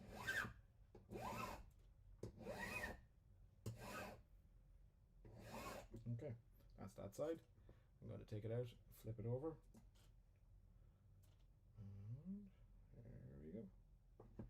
Once again, make sure it's below the surface of the file or the filing area.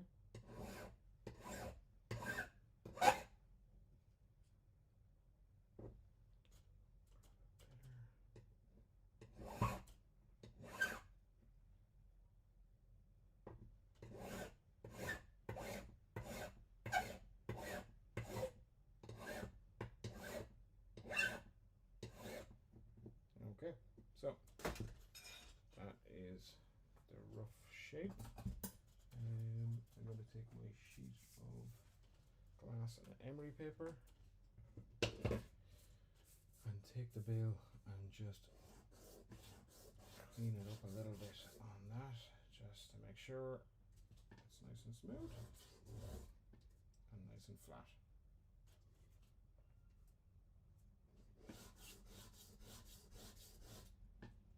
Okay, that is enough of that.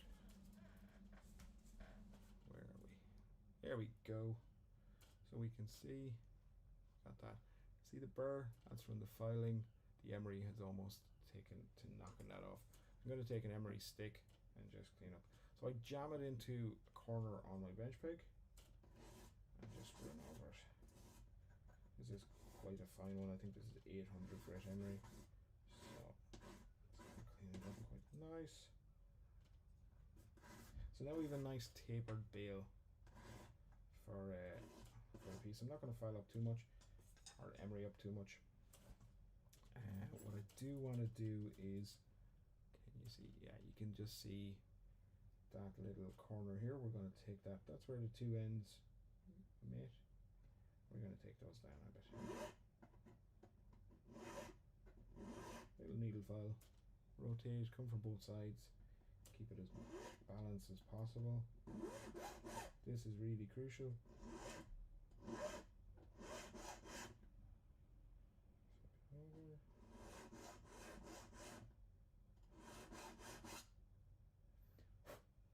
There we go.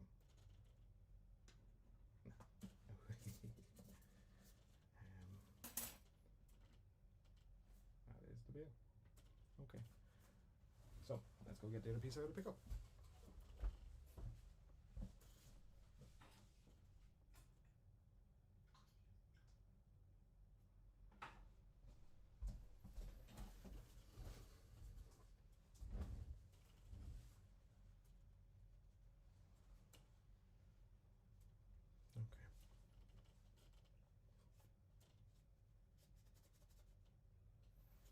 So I'm going to do this soldering up on top. So where soldering is going to happen is up here, and I've left one tail of when I constructed this box first there, and I've left it kind of long. So I'm going to file that off now and clean that surface so we have a nice clean surface to solder to. There we go, you're back. Okay, so take our file and taking some caution, filing straight across, lifting each time, checking that I'm just taking that extra tail and not across here. That pickle white finish is really helping me because I can see where I'm filing. I will eventually start filing into that pickle white finish because we'll be leveling it all out, but to get there slowly and methodically.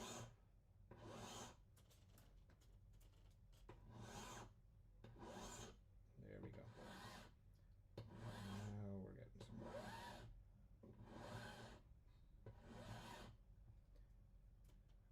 Happy with that.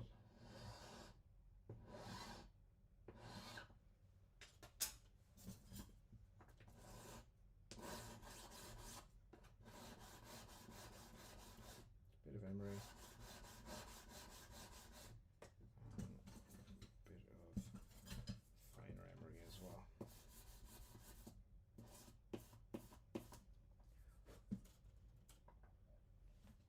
Okay, that's looking pretty good.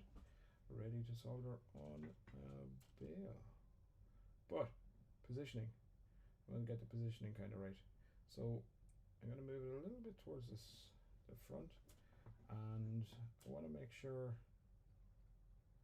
it is in the right position here. Okay, we don't want it off a little bit. Okay, a little out of focus there, but I think you get the idea. So I'm going to grab my dividers again, and I'm going to hold it roughly where I think it needs to be. Our eyeballs are fairly good at getting us into the right area, and then I'm going to confirm it and mark it using dividers. So I could use maths, but it's the weekend, not using maths. Okay, extend that a bit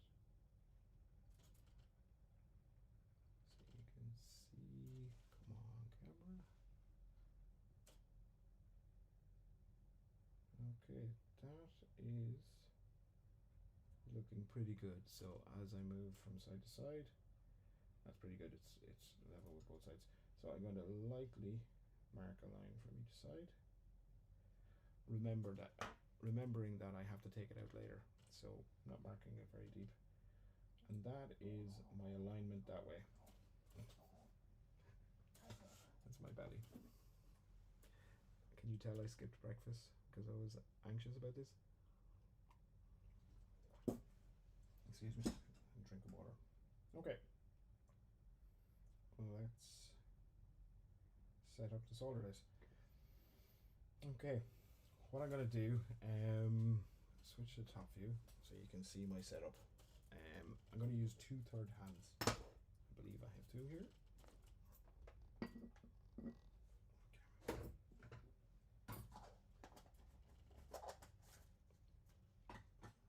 I absolutely adore soldering. It's probably one of my favorite parts of jewellery making because it's technical. It's technical, but it's intuitive after a while. I feel so. You're looking at, you're trying to problem solve, and yeah, do the best job you can. Okay. Now,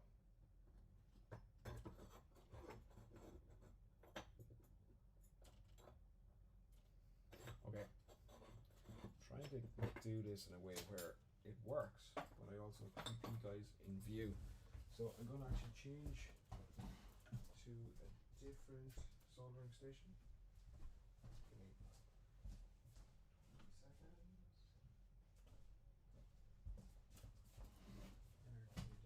Here we go. So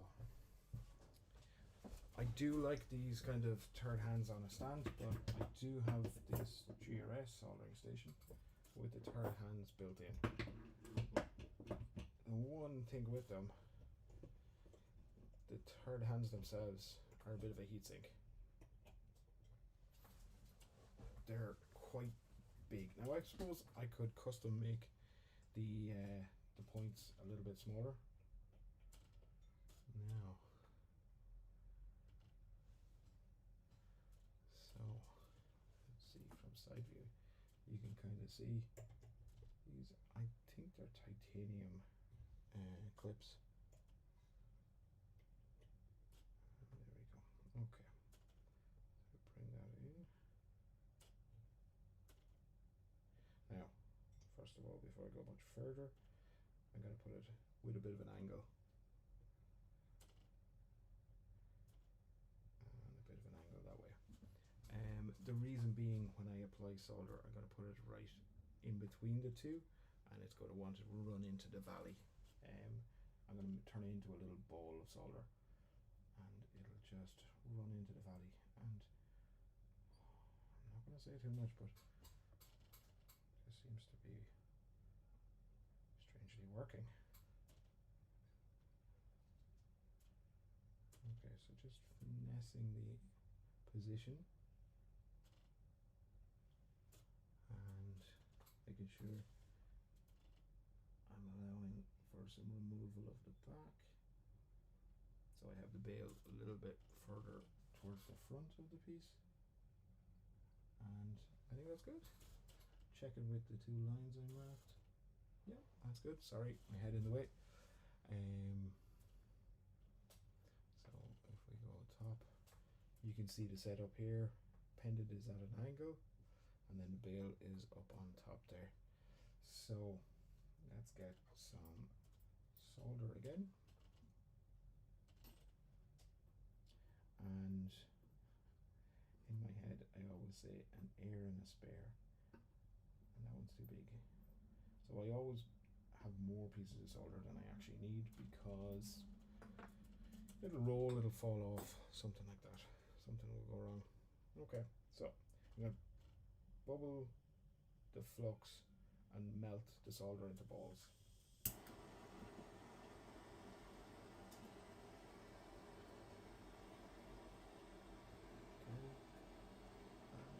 Side view.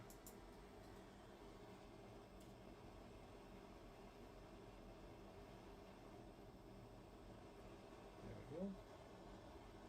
So there's the flux all bubbling up. Beautiful. solder. And okay, so let me see, can you see the solder? Yep, so you can see it down here. I'm now heating that up to turn into a little ball.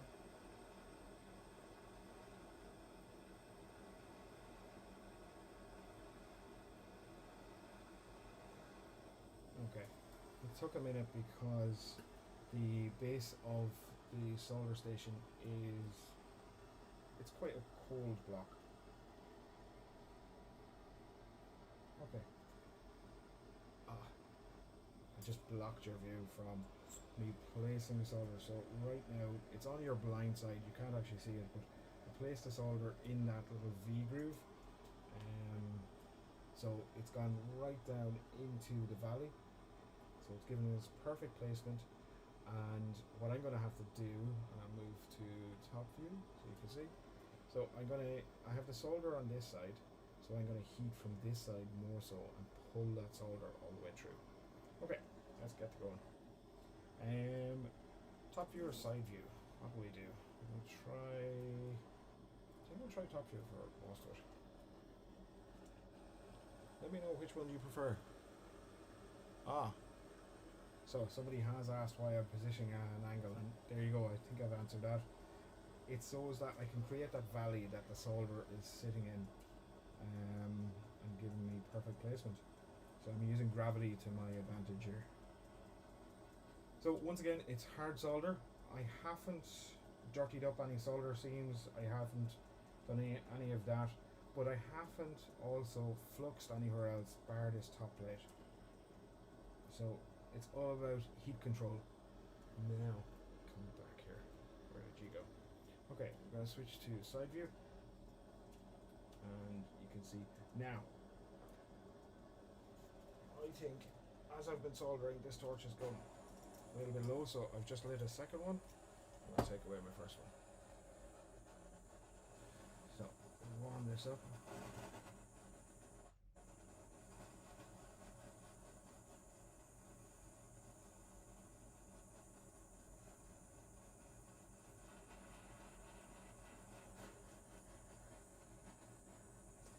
So because it's on your blind side, we'll say, it's also on my right side. So I have my torch in my right hand, which feels very unnatural to me. I always have my soldering torch in my left hand because I want my dominant hand for my tweezers or my pick. So this feels odd, but this is compromises for camera angle. Okay, so warming that whole box up. It's getting to be a bit of weight now in it, so it's taking a while to heat up, but I'm okay with that. It's giving me time to make sure that heat is in balance. What I could do is actually bring in a second torch, and I might just do that. There we go. Because we have the heatsink of those third hands also to contend with.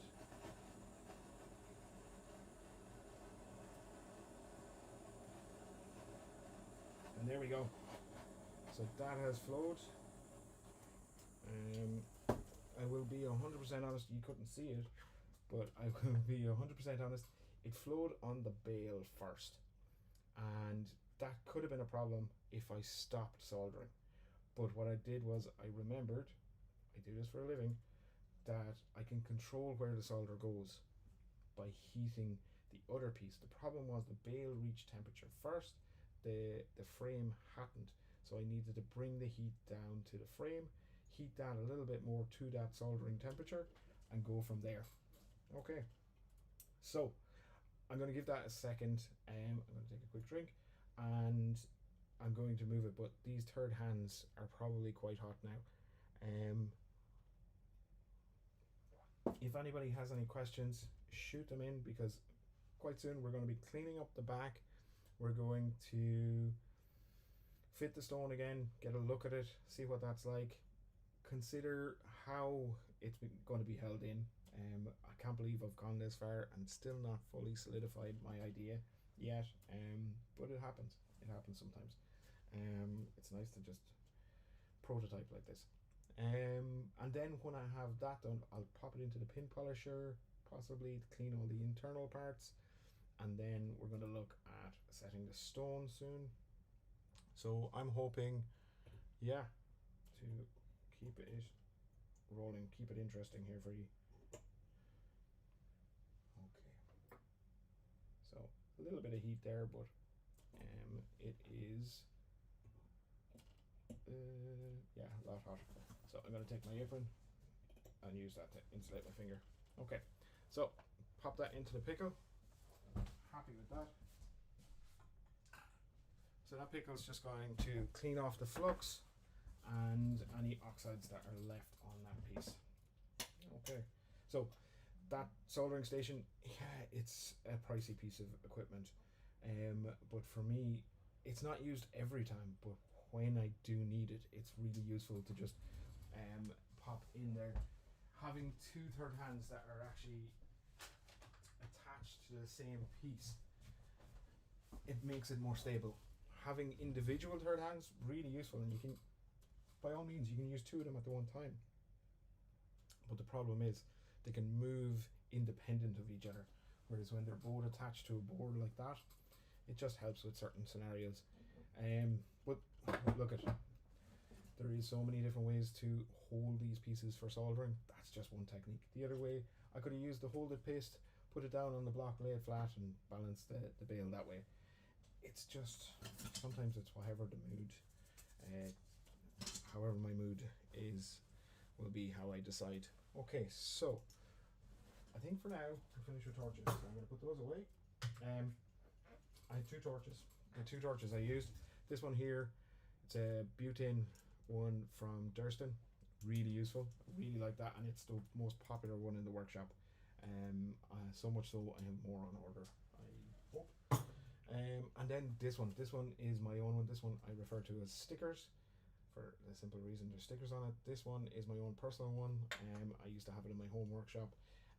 I've had all sorts of torches and torch systems I have them here in the workshop as well, but for a mobile kind of soldering situation, I find those types of torches work really well. And it's the ones that if people are learning to solder, they're the first ones you'll kind of, they're probably the most home,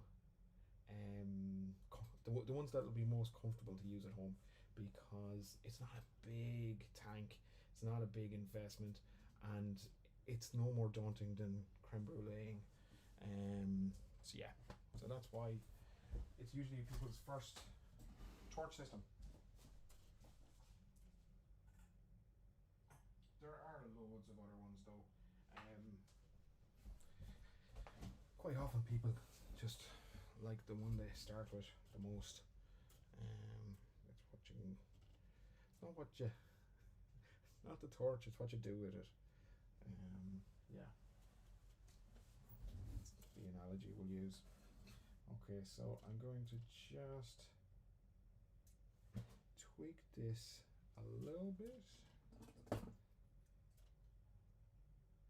we go. And hang on, maybe into the top here.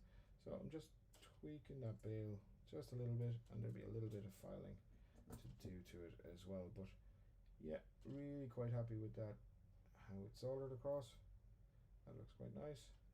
So now it is some filing. So filing montage.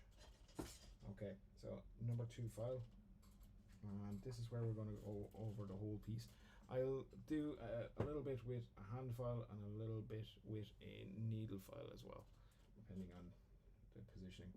I was clever in where I put the tube, that it is back from the top surface a little bit, so I don't end up taking a little bit of the tube as well with this cleanup. This file has a safety edge. Do you see the side with no file marks? So if I'm holding a piece like this, I'll put that safety edge against my thumb and I can run it, and it saves me from skidding out off it. It's a good way to start off. Okay.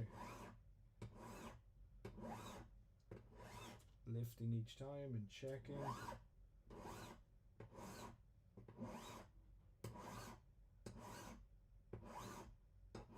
And I'll get so far and then I'll use emery. Like now. So switch to emery.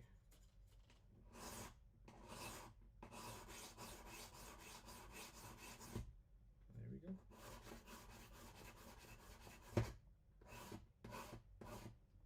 Now, thinking about it, before I go too far, let's have a look with it with the stone in place.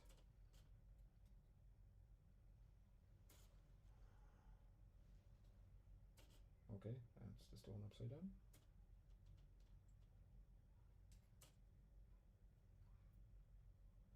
Super. Let's show you. Oh, look at that. Okay. Like, you're not going to walk into a high street jeweller's and find that. A little bit different, a little bit unusual, but I like it. So, this is the back of it. I quite like the size of it. It's a contemporary piece. It's a little bit blocky. I kind of like it. It's sturdy. It's robust. So how to hold this in there now? There's a couple of things. When I look at that angle that's in there, I could easily just get some silver, fold a frame, much like I made the box that sits in there, and attach that. I could cut little grooves down here and have little tabs that I fold over. I hope that makes sense. So I'd cut in and make almost like claws that would push over, but personally I wouldn't find that comfortable with slate. It might just damage it.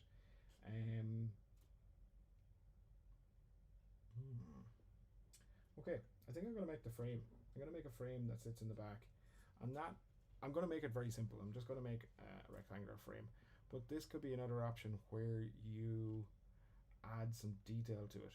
Now you ask, if I make the frame, how is that still going to secure it in? Can it still come out? Once I make the frame in there, I will drill through the wall and into the frame and put in a little piece of silver wire that will hold that frame in. There's other techniques where I could create a stitch that will come down on it, but that will be visible. I want to create something that we can hide in to the side. Okay, and I can use my poke welder for that. Cheating. Okay, somebody might have a poke welder at home. Who knows? First of all, I'm going to just level the back a little bit. So back the filing. And there we go.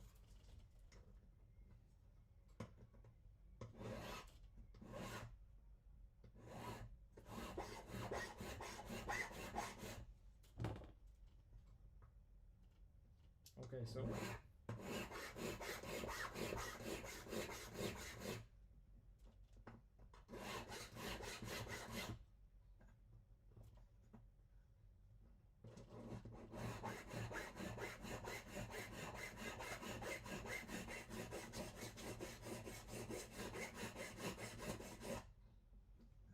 is coming along nice.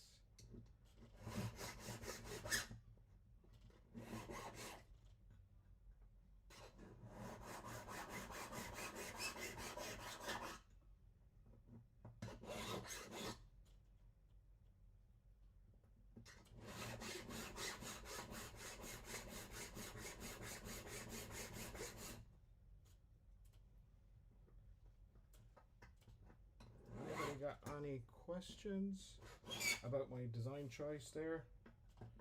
About adding a retaining frame, so we're setting the stone from behind in reality.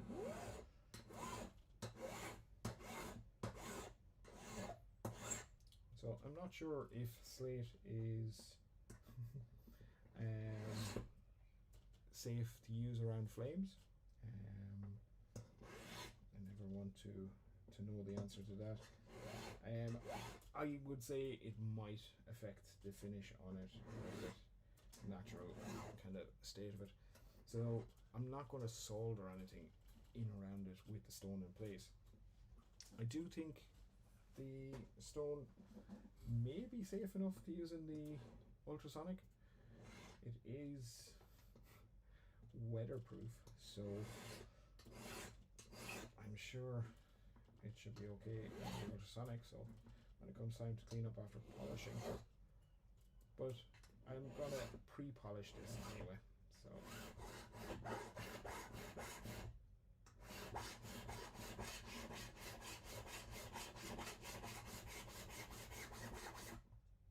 okay, nearly there.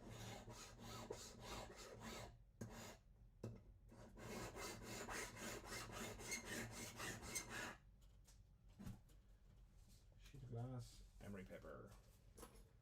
I could just use an emery stick as well. I'm just liking the idea of using the emery stick. Hang on. There we go. So one thing I'm learning in this feed, two things I've learned. Always keep your laptop plugged directly into the wall, not into the stream machine, the camera switcher. And two, excuse me, time to change the top camera, because it's irritating having to reach up and refresh it every 10 minutes. And yes, I have tried to put settings on it to keep it from needing to be refreshed, but to no avail.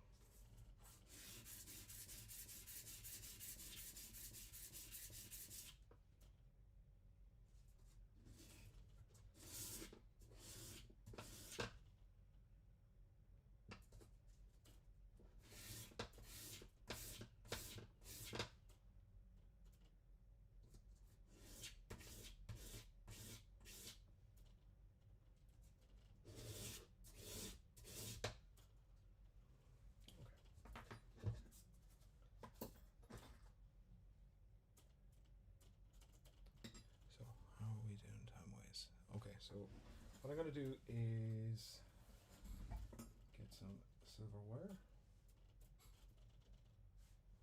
and we're going to start making the back frame. So if you've been with the stream from the very start, thank you. You will recognize this. I'm starting with a triangular or a 3-corner file. And then I'm going to find my 4-corner, and I'm going to use that. And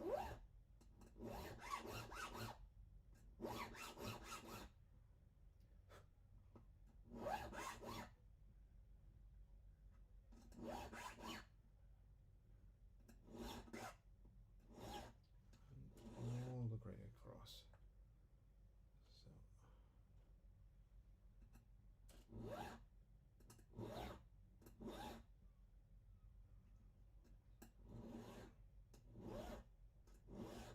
Sure, we're taking a little bit off both sides, nice and evenly, and I think we can fold that. There we go.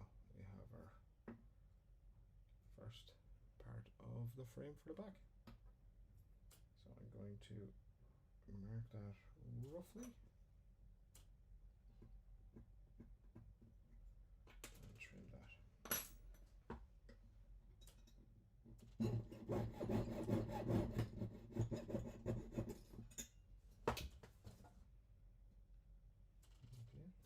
So now do that again. Triangle.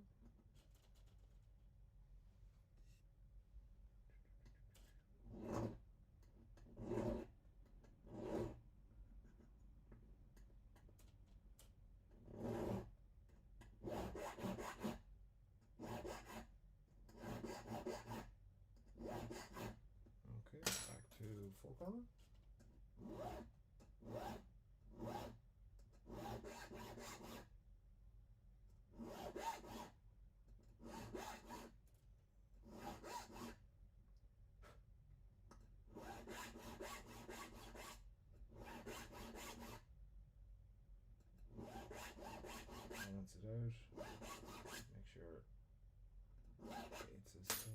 both sides and fold. So satisfying. If I'm helping a student, I generally won't steal them of the satisfaction of folding it. Everybody needs to feel that at some stage in their career. So get to scoring and folding as quick as you can. Enjoy it. Okay, so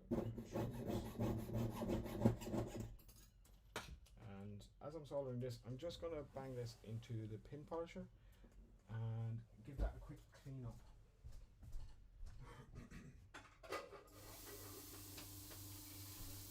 So that is going to be working in the background, so it might be a little bit louder in here, but you'll be able to tell what I'm doing. Check these are square.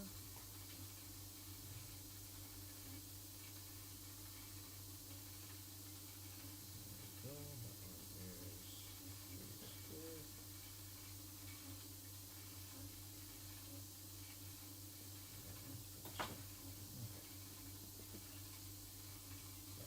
Looks.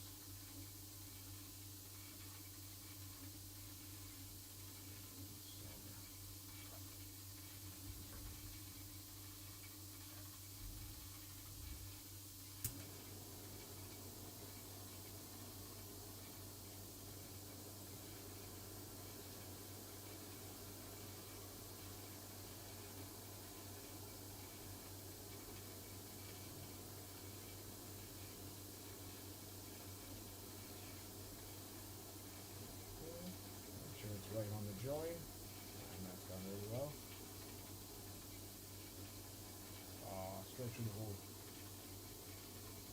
That's why we always have spares. And even our spares are spare.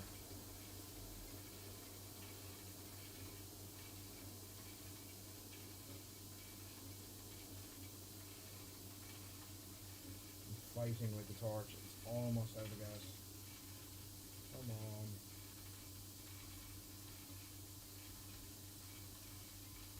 Nope.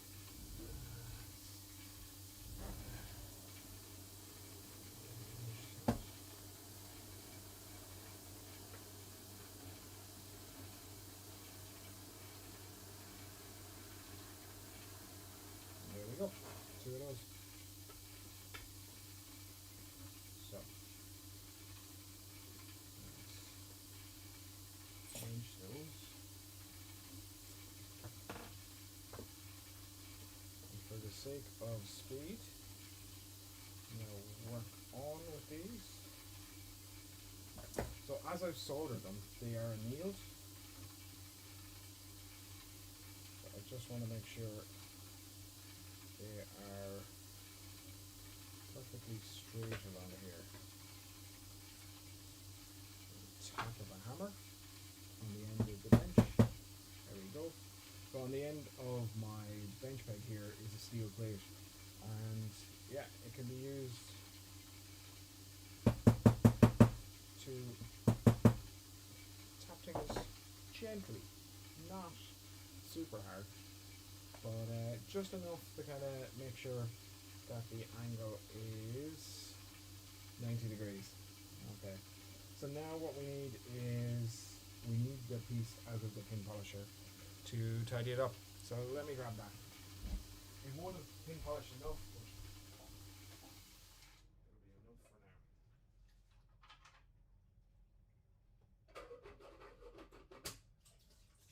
Quick rinse under the tap.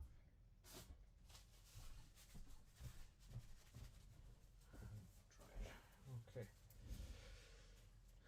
So, how are we doing? Okay, so guys, we're pretty much at, what are we at? We're at 2.5 hours just about. So what I'm going to do is I'm going to show you what we've done, show you what we've achieved, and then we'll wrap it up. So I'm switching to the scope view for a second. And if we have a look in, you can see that. I'm going to pop in the stone.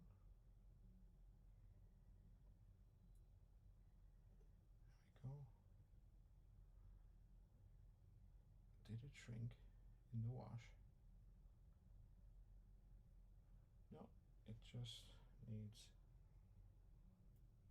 to be cleaned up. There's a burr. There we go. That's nice sitting in. Okay, so we can see here's the stone sitting in, and we've got that nice texture running along. So let me switch to side view. And what have we got? There we go. So we've got that piece in. Where is the slate? There. So let's pop that in.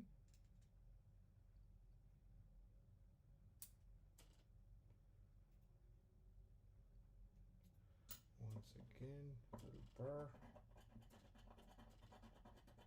Tidy off the burr. And get that in. There we go. Okay. So get you in focus. Yeah. So there is the piece so far. And then these frames, they're going to come together and be at the back and be soldered in a nice rectangular box form.